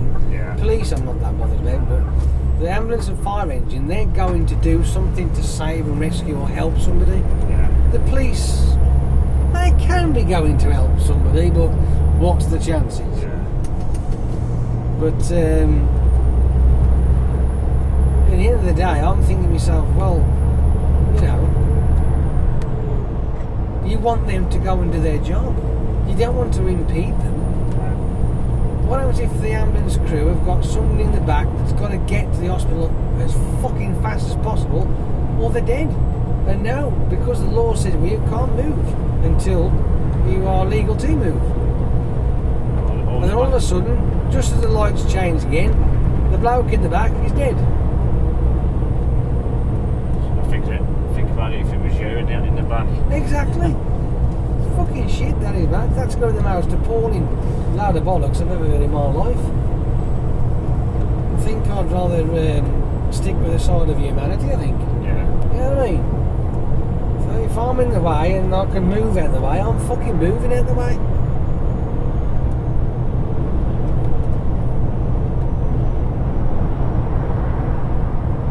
It was like at the terrace traffic lights, remember, is the ones that will end up going past eventually. On the opposite side, the ambulance come down, the lights were on red. All of them, so that his direction was fucked. I've got one now, you mentioned it. Right? The direction was fucked. Well, the ambulance come down, and what the guy in the filter lane did, he pulled out and sat himself in the middle out of the way. So the ambulance then could come in the filter and carry on. But if he didn't, he'd been fucked, but he went through the red light. Yeah. Well, if he had done the same, yeah. Exactly. You're going to get out of the way, aren't you? Yeah. But if there was a copper there, and you did that, he could just then go, right, I'm there, yes, fine for you. Enjoy your day. And then you contest it at the courts, like, and you say to the judge, what would you say if it was your daughter or son that was in that ambulance and needed to get there quickly, and I just was so stubborn because I didn't want to break the law, and your son or daughter snuffed it? Then what would you do? Would you be fining me or prosecuting me now? I bet you fucking wouldn't, would you? You'd be praising me for fucking moving out of the way to let the emergency service get on the way and get gone. We have got some fucking cuckoo ways of doing things, we have. We've got some decent ways as well, but we have got some fucking cuckoo ways. Absolutely. Cuckoo! Fucking cuckoo! So he was on about, when he started doing this earlier on, but Black Ops he was on about. Mm-hmm. Did you play that kind of stuff, do you? The old Call of Duty. Yeah. Yes, I do. Play the new one. What, Black Ops 4? Yeah. I haven't got it yet. I got a bit disappointed with Black Ops when he went into Black Ops 3. That was just pathetic. Yeah, it was stupid. If I wanted to play Quake, I'd play Quake. Yeah. You know what I mean? It was ridiculous. Liked Black Ops 1. Black Ops 2 was awesome. Yeah. But then he went downhill. Yeah, can't do it. I don't changed. I think they tried to change too quick. So when he started jetpacks and running. No, that was stupid. Yeah, fuck that crap. Okay. Infinity War, again, same kind of thing. It's shit. I don't like it. It's fucking rubbish. But at least you've got the excuse if it's in space in some of the places. Yeah. I guess. Yeah. Well, the reason why I had that in the first place was not for that game. It was for the remastering Modern Warfare. Oh, fuck me, yeah. I still play Modern Warfare on PlayStation 3. I'm not an Xbox fan. Yeah, I had the 360. I've got the PS4 now. I've got the PS4 Pro. I'm looking forward to when the PS5 comes out there. Yeah, it's cool. Fuck me, have you seen some of the specs of that that's been leaked out over there? Jesus Christ. Then you've got there's an image of the PlayStation 5. And you got the Xbox One as now, but it's called the Xbox 2. Right? Well, I reckon this the PlayStation 5 is going to be the absolute fucking monster of consoles when it comes to power. So it'd be interesting to see what they do with it. They've got to do something, because when they brought out the 4 Pro, which was like 2 years after it came out, something like that. The Xbox One, with its spec, was better. Yeah. I think it had bigger RAM, faster GPU, all that sort of shit. So it was better. Yeah. So PlayStation, they've had the gauntlet slapped across the fizzle. So they definitely need a good old console to come back into it, don't they? Yeah. But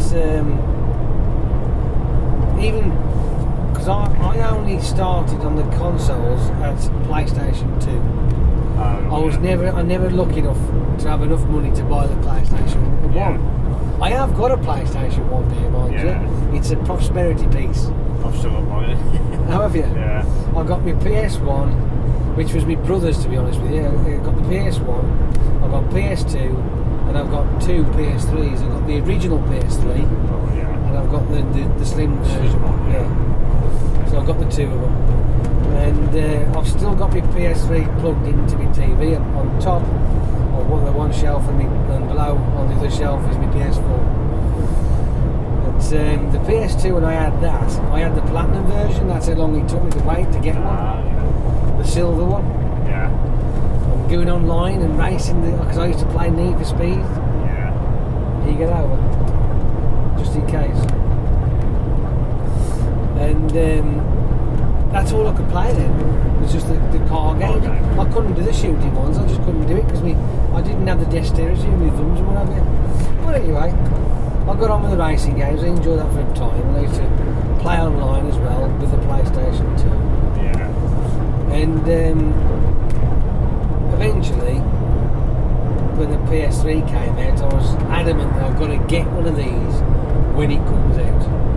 I've been saving up and I got myself a bit of money, and sure enough, the day came. Well, that week anyway. I wasn't one of these idiots that queues up for the shit like it.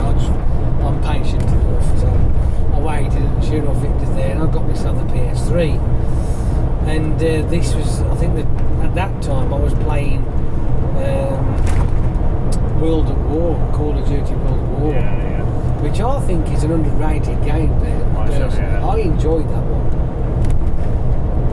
And again with the old thumbsticks, like I played for days and days on that fucking thing. It was unreal. And the highest kill streak I ever got on that, using the controller, was 11 kill streak. It was fucking brilliant. I was fucking over the moon with that, because normally I'd end up with a fucking 11 death streak. Yeah. You know what I mean? 2 kills, 12 deaths. 1 kill, 15 deaths. I was shit. Absolutely. I'm thinking, I just can't do this bollocks. I can't aim. How do they fucking do this shit? I don't know. Like, well, my head was like, well, I wish. See, I can use a mouse and a pointer. Yeah. Right? Because I got Black Ops on the PC. Yeah. I'm not very good with the keyboard. I'm moving forward and stuff. Yeah, I'm not very good with the keyboard, but the mouse and aiming and shooting, that's a fucking doggle. Man, I can fucking walk all over that shit. Yeah, spinning around, Yeah, doing all that wank, but... So I'm thinking, isn't there something like that for the PS3? And sure enough, when I searched for a mouse controller for PS3, there's a company called Fragenstein that come up with one.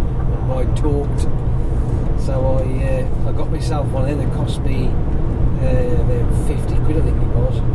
Little dongle, plug it into the PS3, and pair them up. Away you go. They weren't very smooth, but when you got them just right, it was enough. It was good enough. Yeah. And as the software improved, they got much more fluently responsive. So you got the joystick in your thumb for moving around left and right and forward and running.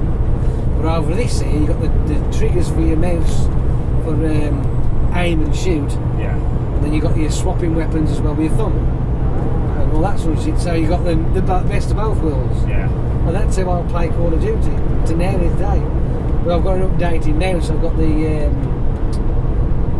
Venom X. Which again, it's a remote, you plug the dongle in and you've got the two. They brought out another Venom X version, which I've got as well, but they've devolved it because the mouse is cabled. Which is crap. The wand is remote. It's wireless. Whereas the fucking mouse, you have to plug the mouse in. What the fucking point in that? We're still got a ball in it. Yeah, fuck that. Only don't even know the cable's long enough to a point. But it defeats the object. I wanted it to be all wireless. It should have been the mouse. The grip and the way the mouse is a lovely mouse. It really is. Yeah. But it's a shame that it wasn't wireless. I used to play on the PC. I got used to it with the keyboard and. Yeah. But it's hard. I think that's where the online gaming got really good. Because I bought a few games. I used to play. Flashpoint and Joint Typhoon Rising. Counter-Strike. Yeah, all them kind of games, The first Call of Duty, I played that. The first, probably, I think, come out on the PC. Yeah. It's got them all though. Well, I got the Call of Duty, the first one, as a download content on PlayStation 3. Yeah. Man, it's so clunky. Yeah. Fucking hell, man. I played on on PC for a minute on Call of Duty 2. Yeah. Because that was more like deserty type stuff with all the sand and castle type of things, all the Arabic kind of thing, I suppose. That's it, And but it was just a different world altogether. And even on the PC now, they're still playing that. Yeah. still playing them games. On the consoles now, but on the PC they are. I mean, I've got Modern Warfare as well on the PC as well as the PlayStation. With the PC one, you've got mods and non-mods and all that sort of shit. Yeah. So if you want the modded, you have to get the patch. And the modded, not to the point of cheating, but the modded are like they just add little things themselves, whatever. Yeah.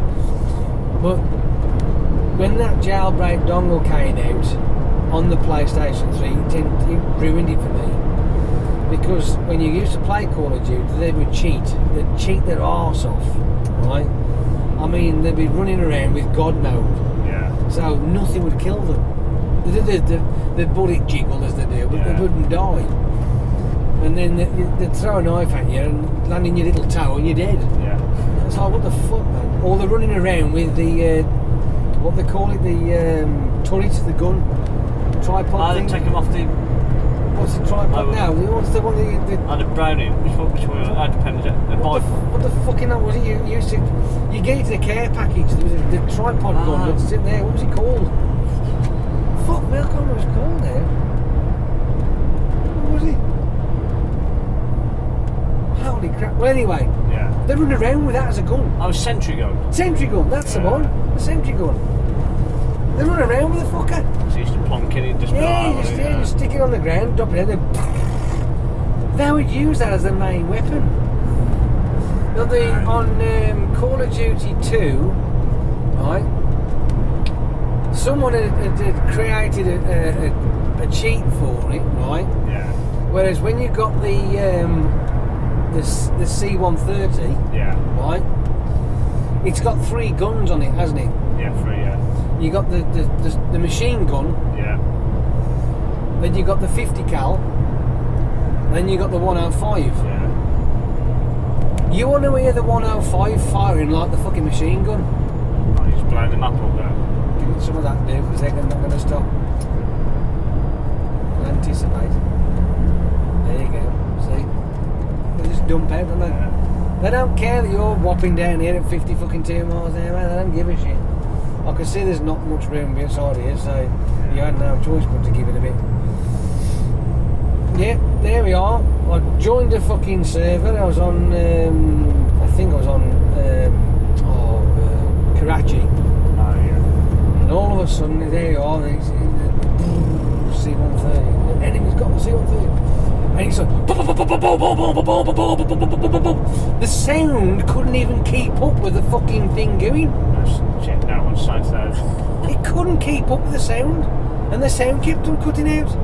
But the devastation that was on that map, and the fucking kill streak that was going off the guy who was cheating, I mean, he was getting fucking 10s, 20s, 30s, oh man, unbelievable. Absolutely unbelievable.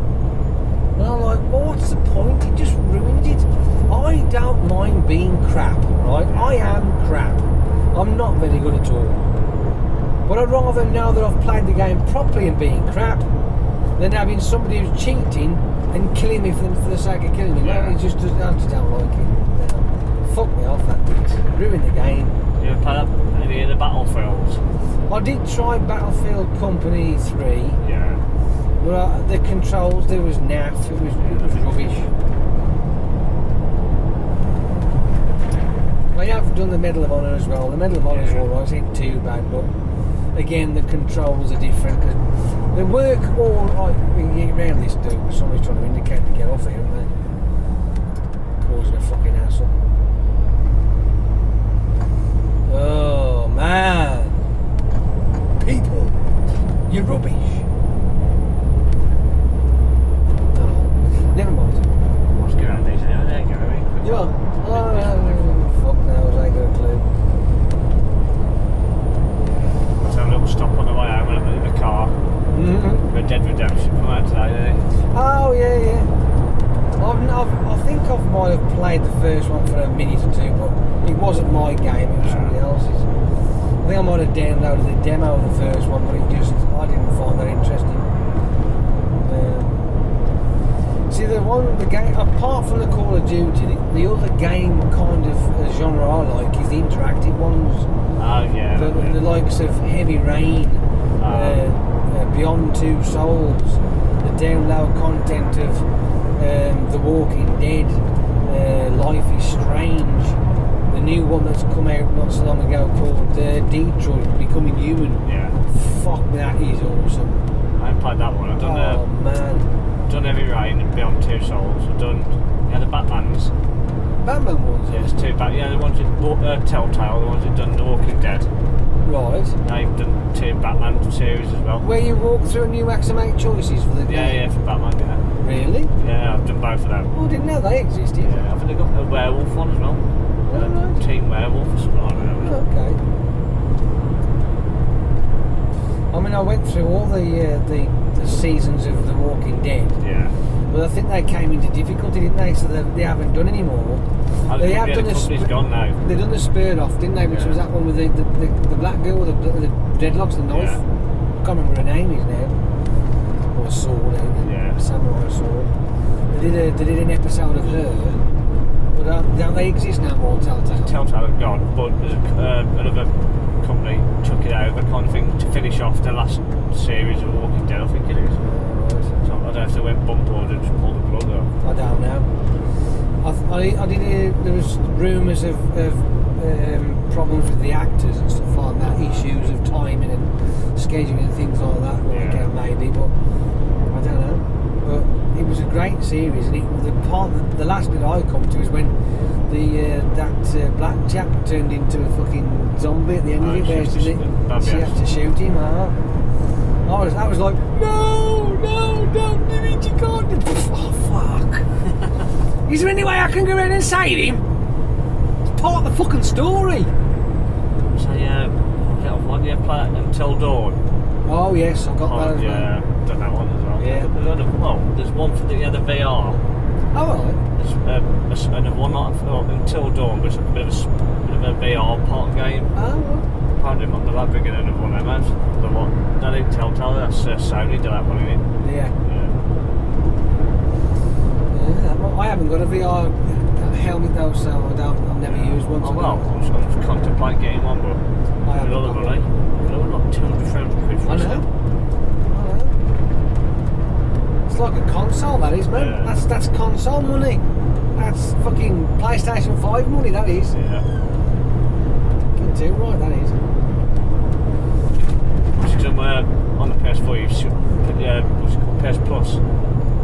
Subscribe every month so you can go online and stuff. Oh, yeah. They give away games every month.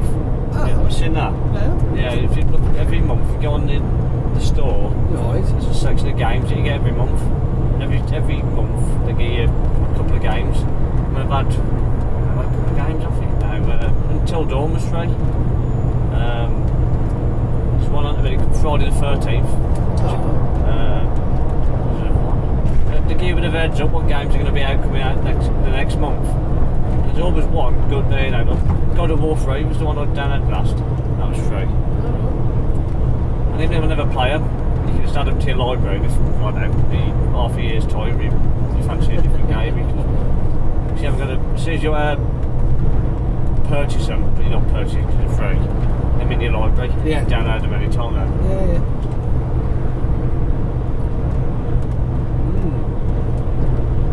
The last one I downloaded was the Life is Strange 2. Yeah. It's to do with these two lads who end up being orphaned, and it's the story so far is really good. I've completed episode 1. I'm just waiting for episodes 2, 3, 4, and 5. And it's going well actually. It's bringing in a few of the premises from the original, but it's added a little bit towards the part of that storyline. It's fucking bad, isn't it? Absolute mental. No, just fucking stop it and keep going. Yeah. Fucking stupid cow. If they pulled out when the gap first opened, they probably wouldn't have caused me anything, but they left it for a little bit and then decided. Fucking absolute boneheads they are. I wouldn't trust them with a fucking Meccano set.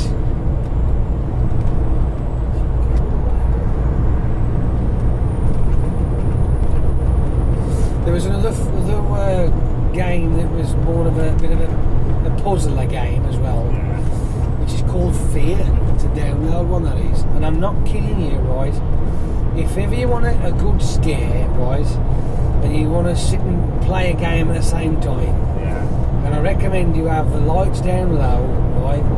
You have a surround sound system with a nice good subwoofer, and play Fear, because the music, the scenery, the haunting, it submerges you, and you have to do these tasks and puzzles and shit like that through it, and navigate through the obviously the storyline.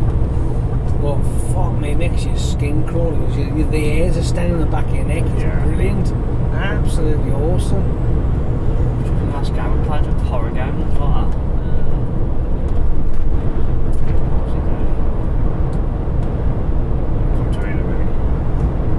I can't even remember half the games I played. Loads of them.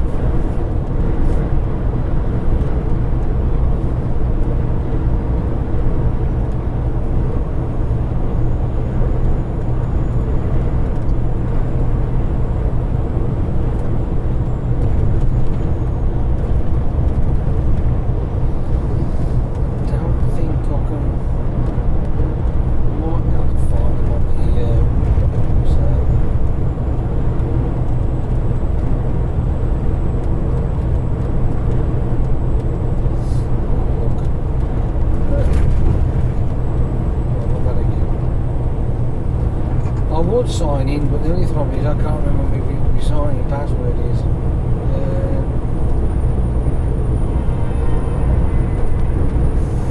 What are you papping for, dude? You've got to stay out anyway.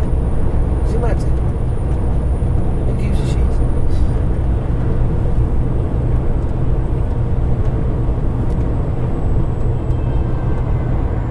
Isn't the one here? My feelings are really hurt. Fuck 'em. That's what I say, fuck 'em.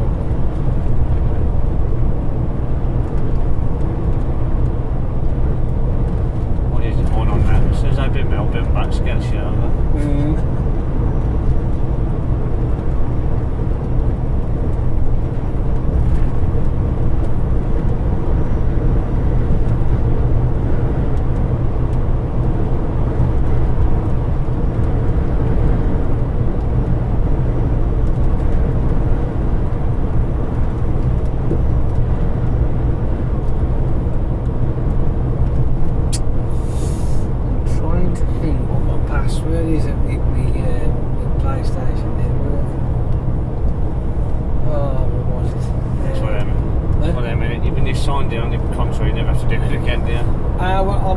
I write it down anyway because it's in my book as well, but I'm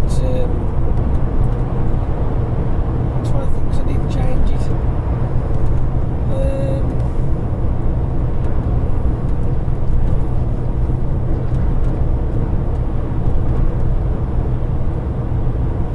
can't remember if it was that or not.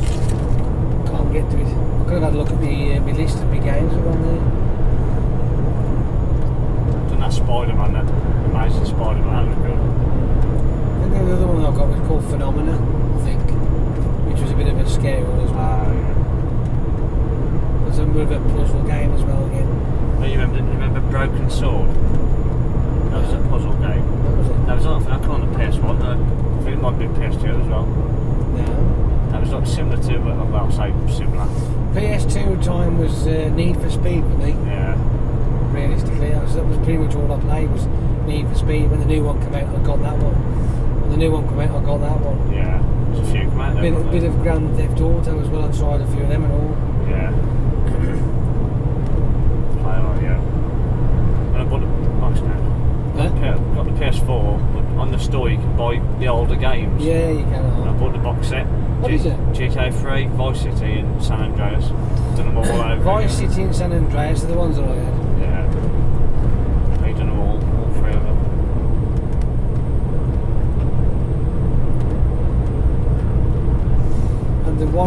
one particular challenge on Need for Speed Most Wanted. You had to race down this hill, and a lot of windy bendy bollocks, like, you know, and you had to do it in this certain time. And I couldn't. I must have been. I got stuck on that part of the game, and I've been trying it for weeks and weeks, and I just couldn't get past it. I put it down, I come back to it, couldn't get past it, put it down, and that was it. The game ended for me. I just stopped doing it. The game just ended for me. That was it. So I get them sometimes where you're stuck on it for ages and ages, and then when you do come back, it's the first time you do like that. There was, have you ever heard of that Kane and Lynch? Yeah, I've done that, yeah.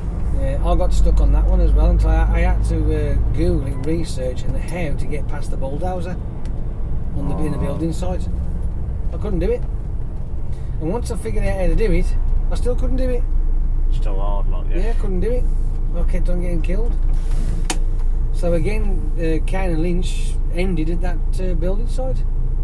Because every time I tried to get through the glass on the bulldozer to shoot the guy in there, it just wouldn't have it. So the daughter always kept on getting squished. Couldn't do anything with it.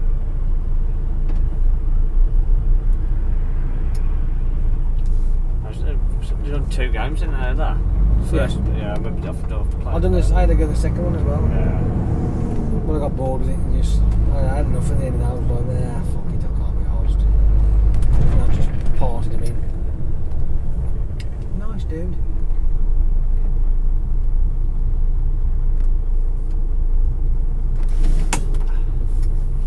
I used to when I was younger, yeah, part exchange. Yep. You never never getting the same value, are you? You're always coming down till you got nothing. Oh, fucking, I mean, you might as well give them away back then, yeah? When it comes to Partex in your games and what have you. Well, it used to be a shop, a local shop used to do it, but Blockbusters? Yeah. They used to do it. When Blockbusters were around? Yeah, alright, I know, yeah. You could rent games then as well, couldn't you? Yeah. This fucking turd here. Fucking arsehole.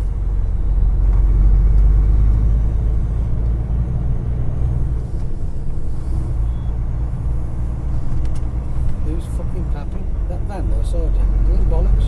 Fucking prick. Give them those spice. You know? Fucking idiot.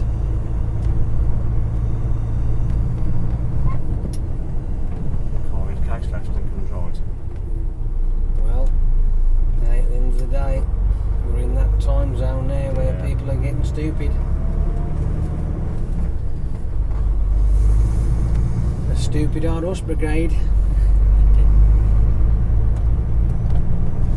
When I think it was Modern Warfare 2 came out, I was in PlayStation 3 by then. Yeah. I was on that fucking thing practically all the time. Any waking hour, I'd be on that fucking game. I'd never put it down. Yeah, good game.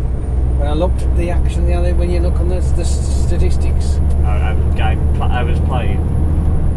days played, 52 days, X amount of hours and X amount of minutes. Oh fuck me, honestly.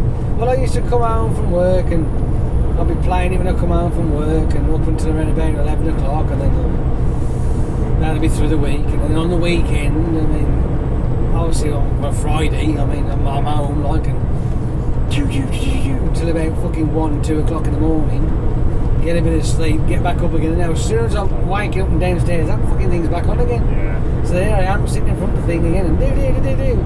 So it's probably around about what, I don't know, 8 o'clock in the morning to around about fucking 1, 2 o'clock in the morning next day. Just keep playing it. I just loved it. I was fucking fixated. It was brilliant. What they've done with this new one, they put a battle royale mode in it. Yeah. Blackout. Have they? Yeah, and you kind of drop into a big island. You'll probably recognise some of the parts of the island from old maps. Oh, are they? Yeah, so like some of the older Black Ops, like State. Yeah. And stuff like that. Them are parts of the map. And there's Nuketown Village and right. There's all sorts like that. And, that's cool. It's like yeah, it's like the Hunger Games. Slow it down because it's punching up. it kind of closes it up on you, so you're going to jump down, pick weapons up, you can pick stuff for the weapons like silencers, sights. Oh yeah. So basically it's like a battle royale way of dropping into this zone, but it's then the original Call of Duty where you had to collect your stuff around the map. Yeah, you run around, you're picking up stuff like health, armour, weaponry, ammunition. That's it, all that stuff. Yeah. And then well, they do that on the Modern Warfare, don't they? They've got the classic zone. That's it. The classic but one. you got nothing. You start with nothing. Yeah. You pick up guns because you start with a pistol. 100 people in a game, single. What? 100 people, and then obviously you can see more the numbers start to drop, and the circle starts to close. So you got to get if you're not getting in the circle. You know. But I've won one single. And I've won 2 duos. You can And play that's on Black Ops 4? On Blackout, yeah, it's called Blackout. Now I'm intrigued now, because I wasn't really going to bother. Yeah, I'm not no idea of that, because that seems that it's also got the premise of gun game as well in a sense, because I like doing the gun game, I do. I mean, you've got to get off that fucking pistol. Yeah. If you don't get off that pistol into the next one, you're fucked. So I'm going to say, obviously, it randomly generates where the weapons are. So you'll drop down, and a place you might have found a really good gun last game, there'll be a pistol. Yeah. You'll be, or a knife. Yeah. Or a fucking shield.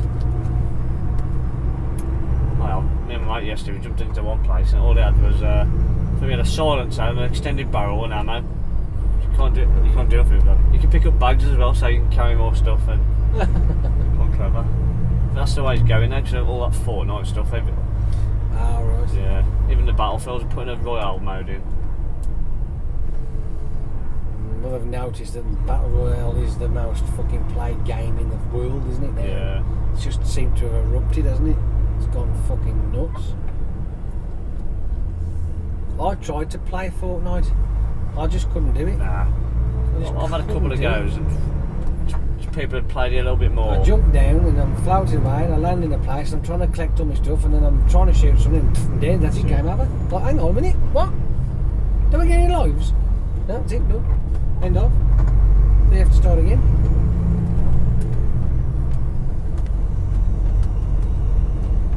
Obviously with Black Ops 4 at the minute, everyone's playing it. You don't have to wait long to get into another game. No. Straight in. The one that the actual what was in there? The Call of Duty one. Oh fuck! It's not Infinity War, I don't think. What was the one before that one? Advanced Warfare. Advanced Warfare. That just seemed to evaporate, that didn't it? Yeah. Nobody plays that at all. Ghosts. There's nothing there at all. You sit in the lobby. I mean, this was literally probably around about 8 months after the game came out. You're in a lobby. And he's saying no games found. Yeah. No games found. I think there was one called Ghost as well for that one just disappeared. No, that still works. Still Yeah, I still play that. People still hammering around on that one all day. Yeah. I've still got I've still got I've Ghost. got mine. I've got Modern Warfare, Modern Warfare 2, Modern Warfare 3. That's another good one. Yeah. They did alright with that. That was good, yeah. They've got that Advanced Warfare pile of shit, and also the other one, the Infinity War. I've got World at War, Black Ops 1, Black Ops 2 and Black Ops 3. Yeah. Black Ops 3 is a sack of shit, don't play that, it's rubbish. World at War, and then World War 2. Yeah. I think that's all of them. I think I've do it. It's like a bloody thing, you know, every year. Call of Duty comes out, buy it. Play the campaign usually. Yeah, I don't. Nah. I used to, but I don't now more. I just buy it for the online side of it.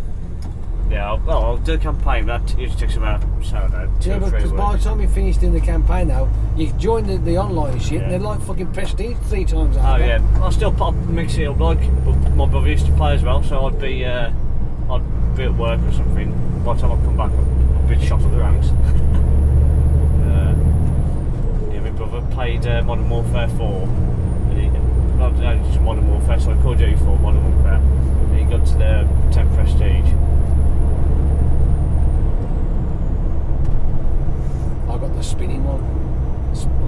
yeah. And Modern Warfare 2, the spinning skull, Prestige 10. As high as you go. Unless you're on Black Ops and it's Prestige 20. Yeah. I think I missed about it. No, hang on, was it Black Ops or was it? No, it was Modern Warfare 3 that was Prestige 20. Because you had the skull with the things flying off it, then it had the Roman numerals underneath it. Yeah. And I haven't got to Prestige 20 on that yet. I'm still on Prestige 18.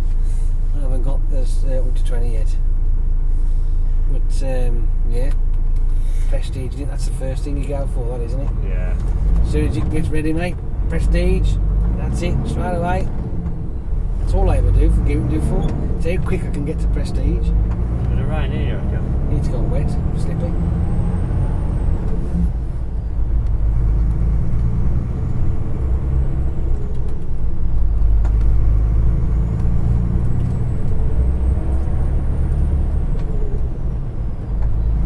When the wheels start to spin, and it doesn't matter if you let them spin. If you take your foot off and then you try again, it's going to spin again. Just let them spin and they will eventually grip. That's just kind of stay where you are. Yeah. Because at the end of the day, this is slick in a sense, realistically. When it gets wet like this, there's not much of a grip. It's a pain in the arse. What can you do? Well, yeah, I wasn't expecting that there, no. Try it when it's on a hill. When it's on a hill, mate, it's like, fucking hell, where am I going? Oh, fuck.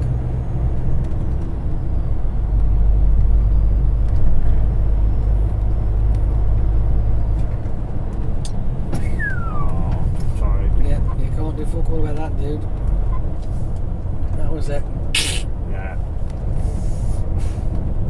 What didn't you do? Plan ahead.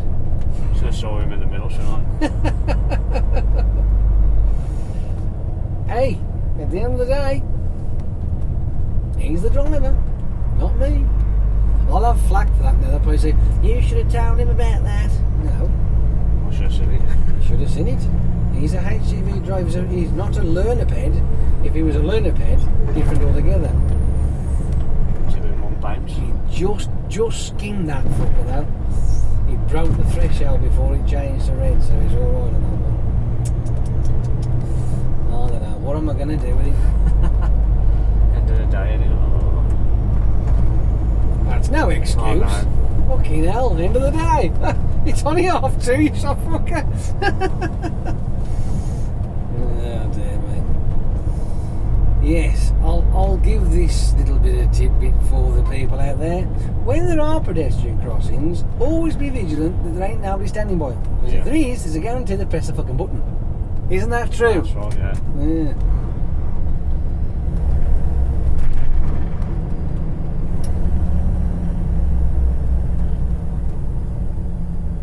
That's just general fucking knowledge. That isn't the driving in standard, really, isn't it? Whether you're in a car, van, bike, or what have you. When you're in a HGV, you would have thought you'd have paid a little bit more attention. Should we keep taking the piss out? Or are you going to blame me because I'm the one who's sitting here now, I'm supposed to know better? No.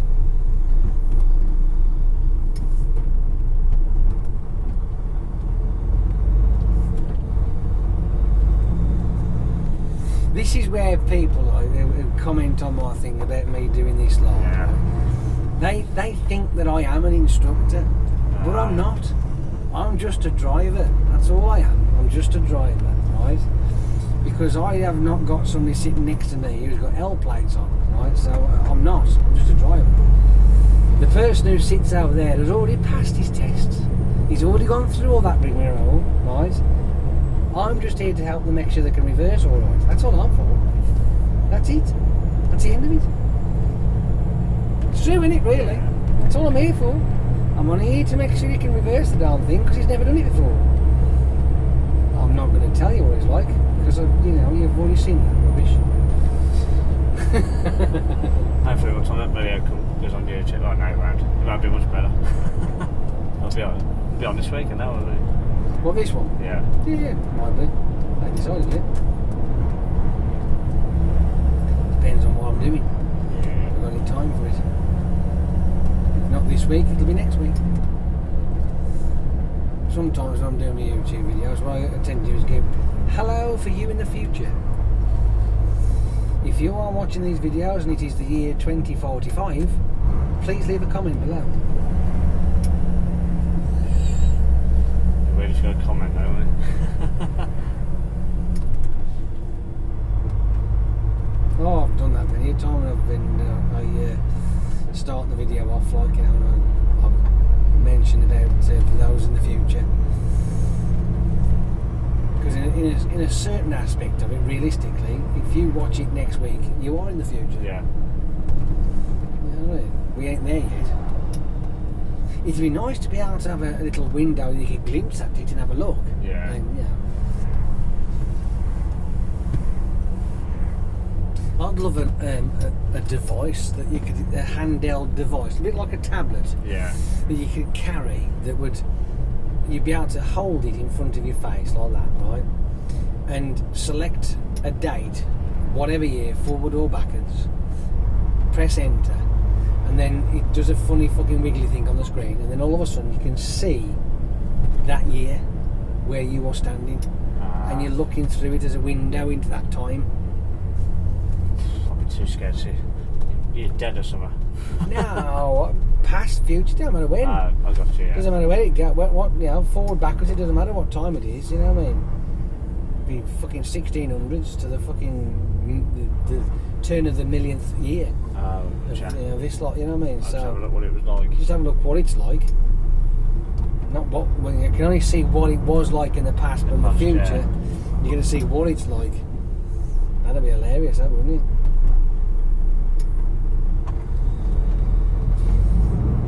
And you turn it on, right, and you're looking through it, and where you're standing in your time is probably your back garden, but in, say, the year 1153, right, Yeah. you're looking at a tree. You know what I mean? So you're panning around to see what's around, and all of a sudden a fucking bear jumps in your face, like, yeah, he's like, fucking jumps through and have you. Yeah, he's like, fuck. Then you'd have to, I mean, you could find yourself some really old, ancient what's the word? Settlements. Yeah. Right?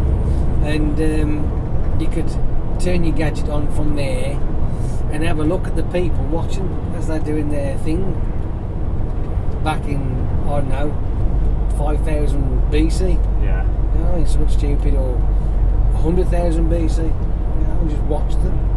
They can't see you, obviously, Yeah. but you can sit there watching and see what they do. That would be nice, yeah. Yeah, it'd be well wicked, that, wouldn't it? Can you imagine?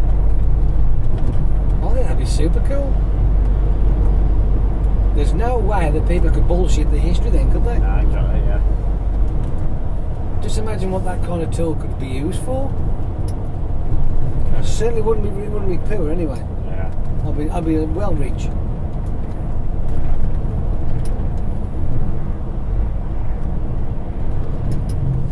I could sit there in my front room, stick the TV on, and have a look. See what the lottery results are. Probably the best programme on, wouldn't it? Huh? The best programme on telly. Yeah. Win the lottery. Jackpot. Yes. 60 odd million, isn't it? Yeah. Is it? Yes. I know it was 50 something the other day, so the euros. Put on that. Yeah, I always do. I always put a couple on there. Never win it, mind you, but you never know. If I did win it, though, I wouldn't be doing this fucking thing. Driving. Nope. Not in a month of Sundays. No fucking way. I'd be off doing something weird and wonderful. And my drive along YouTube channel would probably whittle away and dissolve to fuck all. But my could be about anything channel would then expand and grow and be monstrous.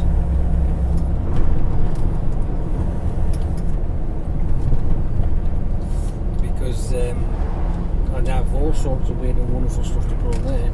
Yeah. All the time you need to do it as well. Well, that's it. You can go off an adventure then and do whatever I want and, you know, explore stuff and just mess about and try different things. The only problem is I'm getting fucking older, so there'll be a limit on the certain things I can do. It's fucking killing my eyes, that bastard thing. I know you can't see the curve mirror, but I have. You do realise that it's a bit of a stupid place to put a fucking blind, isn't it? Right. That's the minute that you need and you're covering the fucker up. You know what I mean? It's bonkers, isn't it?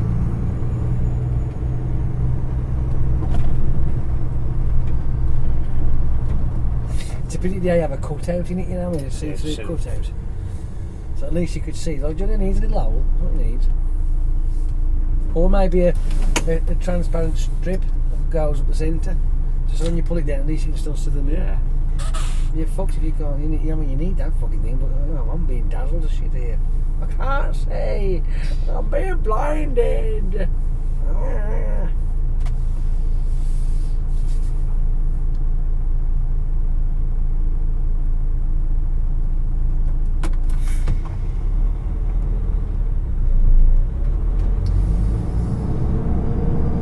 Ladies and gentlemen, we are going to be approaching the yard very shortly, so sit back, fasten your seatbelts, because the attempt at this dude here, getting this in a parking spot, is going to be fucking challenging. Clear your diary. Make sure you've got nothing planned for the next hour.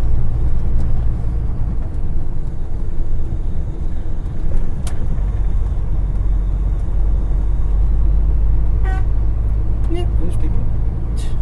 Is that you? Nah, it's that truck. He's going that way. I must have been papping at me then. I get that. The odd occasion when one of my subscribers spots me on the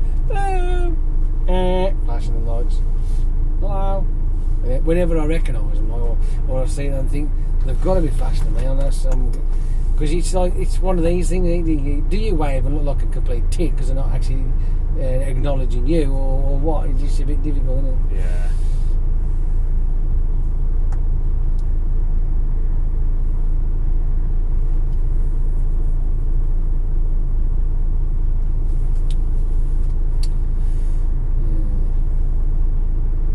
Well, the sun stayed out, didn't it? Yeah.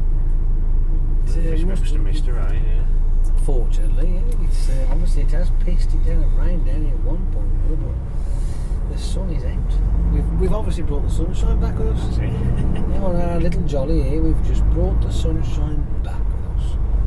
That is wonderful, isn't it? Absolutely wonderful.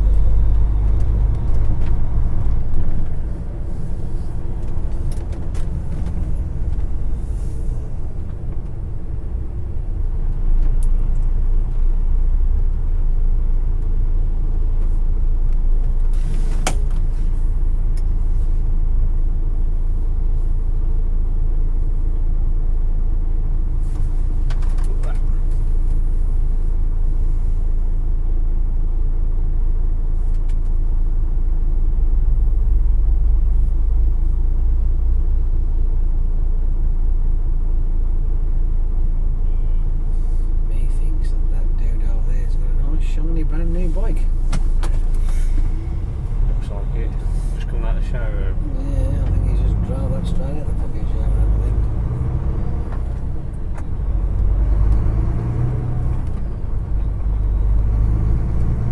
think. See, that's something I would love to be able to do as well. Go into a showroom of whatever and go, I want that. Yeah. Taking it out now.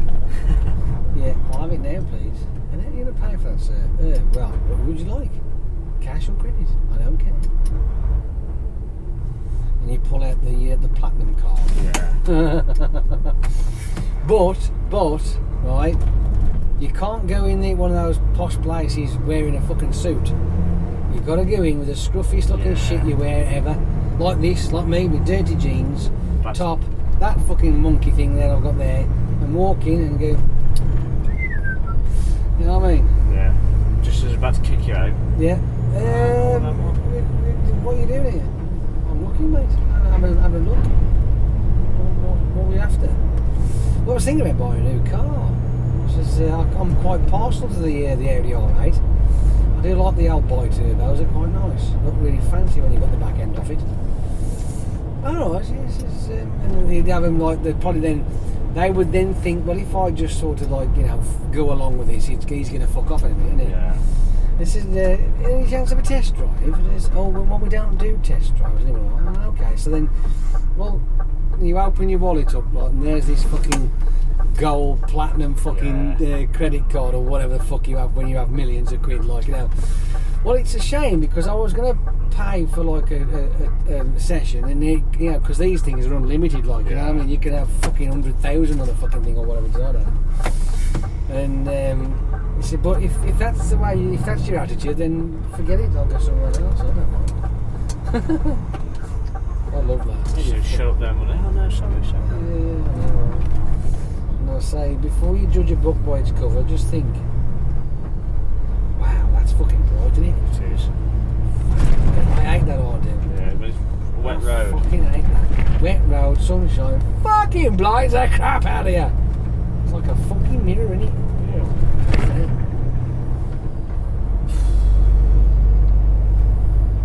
Yeah, definitely like to do that. That would be absolutely brilliant. Walk in with a rucksack full of money. Oh, have like about 200 grand or something, like whatever the cost of the car to be, or $500,000 or something stupid, and have it in a rucksack in the back of your fucking, you know, as you walk in. Yeah. And you go, well, you know, I just thought I fancy the car, and I've always wanted one of these. It's like, I don't know, what would it be, a fucking Lamborghini, some bollocks like that. Not that I like them vehicles any, by the way, but something that's really expensive, you know what I mean? And you got the cash in your rucksack, and you just, well, you know, look, you obviously clearly aren't, you're just taking a piss of you all, aren't you, when you're dressed. No, I've come here to buy a fucking car. Says, I'd like a test drive if you don't mind. And you got your shit on, like, you know. They wouldn't do, would they? I'm seeing videos on probably Facebook or something like that. You got a bloke in a suit and his briefcase, and you got a bloke who's dressed like a, I don't know, like a builder. Yeah, and then you see them go to each other's cars, and then they'll go to the one gets in like a metro, and then the other one jumps in his Ferrari or something. Yeah, the builder gets in the Ferrari. Everyone's like, it's true though, mate.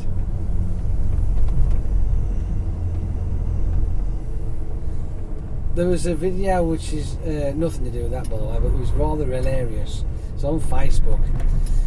This BMW was parked in wherever it's parked, and these two guys have got these whacking great F350s, and they park it right up against the side of this BMW. This woman comes out, opens the boot, and chucks her stuff in there, and she's looking like, and is going right up, and then you see her pressing the key fob, like doing something with it, and you can, I'm sure you almost hear the engine start, and the fucking thing backs up out the spot. Oh, yes, yeah, I remember saying that one. Right, let me jump out and I'll go and give it an assist. I'll do that as well. Put the couch on first, cause the sun might be a bit chilly. Yep.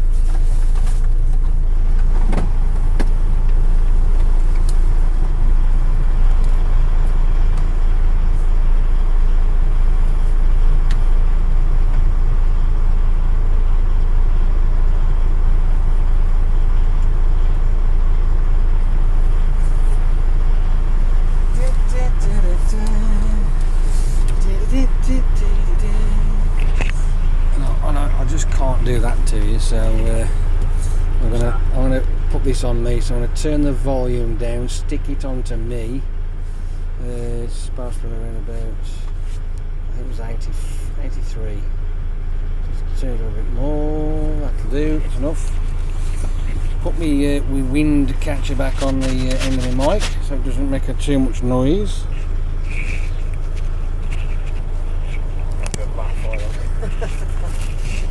No, I would never do that to you. Get off with you. Right, I'm going to go outside now.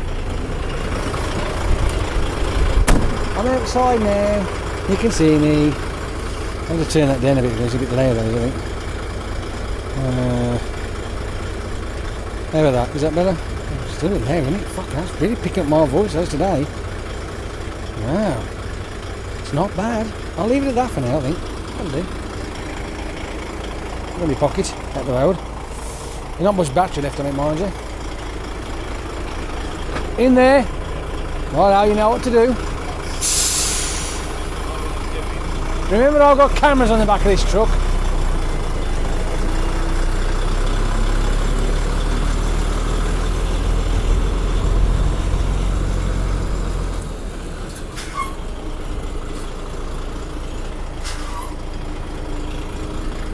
Right now. Don't forget about those cages over there.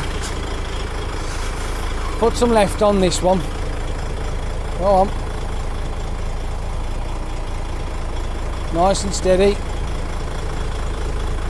Start to take it off now.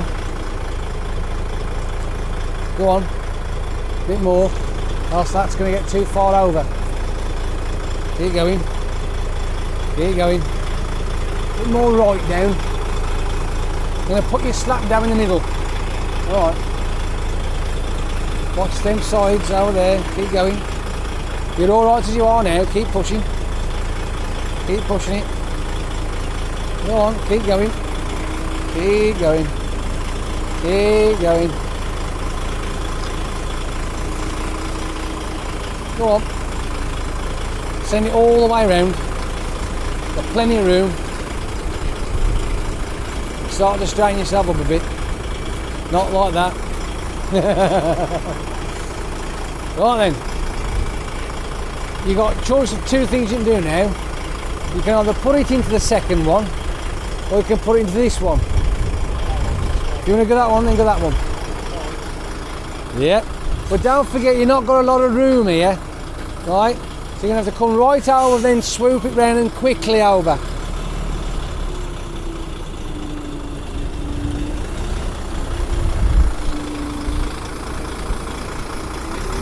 You have to start moving over.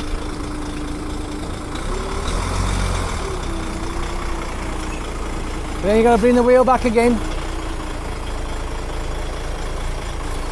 The problem is, you've got to keep coming forward. Because you've gone too far over, you've missed the spot. Keep coming. Keep going. Keep going. Oh dear. Throw some left on then now. So when you now start to push this now, from where the position you've got it, the trailer's going to cut in towards this trailer. So you're going to watch that. So as you start to guide it, you're going to now take it back off again to follow the trailer through. Watch your end of your trailer.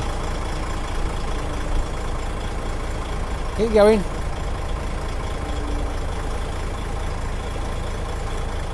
Keep going. Go on, push it round. And start to wind it off now, all the way. But move, keep moving. But keep moving. Watch the trailer now start to cut into the other trailer. Go on, keep going. Push it through. Push it through. See how you're doing now, look? So that's the dynamic you're getting. And then it's getting really close now, isn't it? Keep going. You've still got some room yet, before my camera gets squished. Oh dear. Oh then, lock it round to the left again. Pull yourself forward.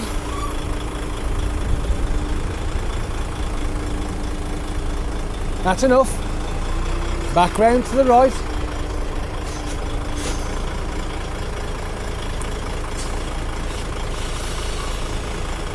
Watch it get close to the trailer again. Alright. You just watch the trailer. Keep going. A bit more. That'll do you. Back again. But when you do this next one, as you go over, go on, right over. Okay. Keep do a bit more. Bit more. That'll do you. Lock it round to the left. Sorry, the right, ignore me. Rocking out to the right. I'm getting confused myself now. Right then, give it a push. I'm looking at this, so I'll tell you to stop if you need to. Right the way round. Start to take it off now, fast. Go on, all the way. All the way.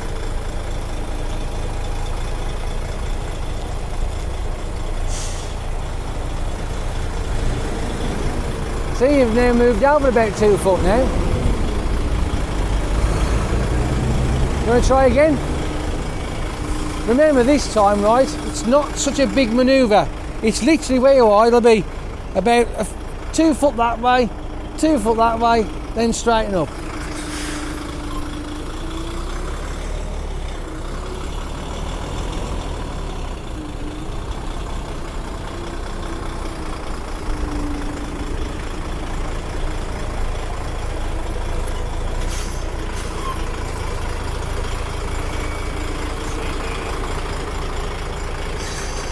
You can't go backwards like that though. Remember when I said when you're going straight, if your headboard's sticking out this side, which way do you turn? You turn that way. If it's sticking out that side, you turn this way.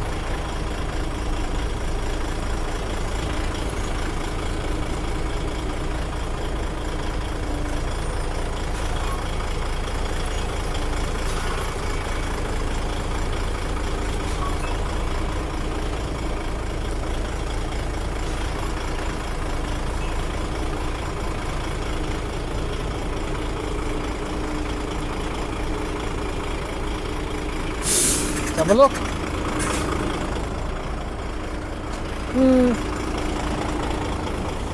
Could do with straightening up a little bit more,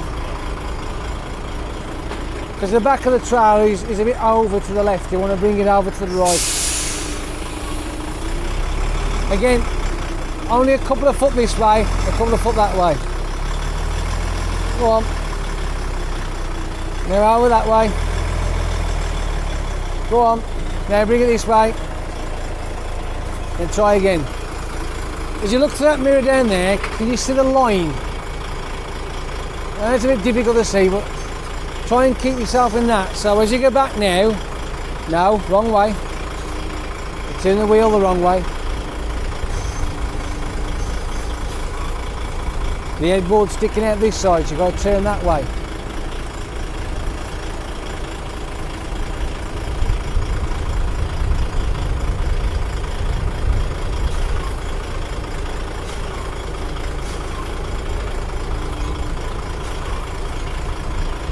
How's that looking?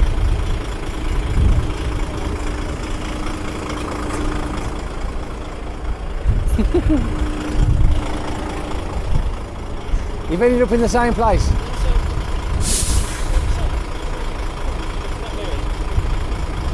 That mirror will be deceiving because it's further away from you. This one will let you know that you're straight. You're not quite straight yet.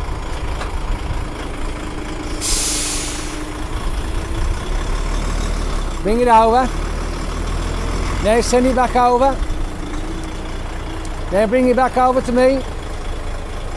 Stop. Right then. If you look down your right hand now, you've got your wheels on the piece, so you've got to straighten your wheels up. Yeah. Right.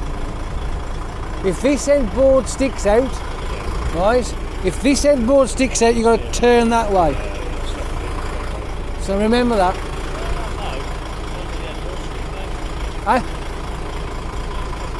Yeah, but as long as you get your wheels, you should be all right.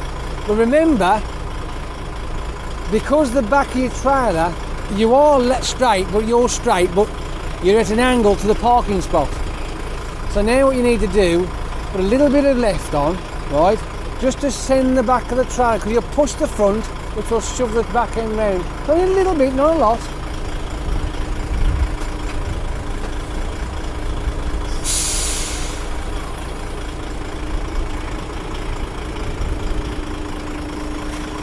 That's it. Straighten yourself up.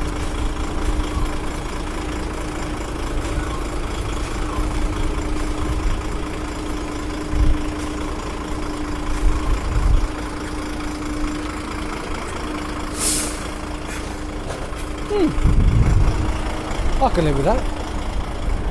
That's alright. I mean, your cab's a little bit off, but it's not 100% problem, no, it's fine. Yeah. You jump out your cab, turn it off a bit, have a look. Put your jacket on now, because it's fucking cold out here. Fucking freezing it is, Jesus. Must still got charge on. Oh, we have. Must still got charge. See, I mean, your cab is, look how it's slightly off. Yeah. It might not look much, but it is in a sense. But it'll do. It's enough. But as you can see now, look how you're done with that line there. Look. Yeah. See what I mean? Whereas before, the back of the axles are on the line. Yeah, it was like that, wasn't it? So there you are. A bit more pressure. I should be able to get it. Oh, you fucking got to get it, dude, because eventually you've got to go out on your own. Yeah. So yeah, that's it then. Done. End of. You might as well get it all dropped off and unplugged and all the rest of that shit that goes with it. Here you are, hang on. I'm going to put this in the back. Ooh,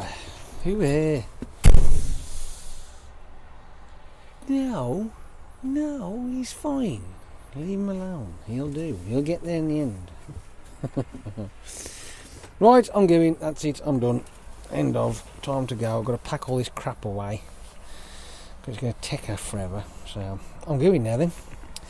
Have yourself a wonderful day. Enjoy yourself. And I hope you've enjoyed this little bit of a banter that we've had. Here and there and upside down and talk about all sorts of crap. Other than that, I will say, Turtle Pip, off you go, and go on then. Off you pop. Pop, poppity poppins. Pop, pop, poppity pop. Pop, pop, pop, poppity pop.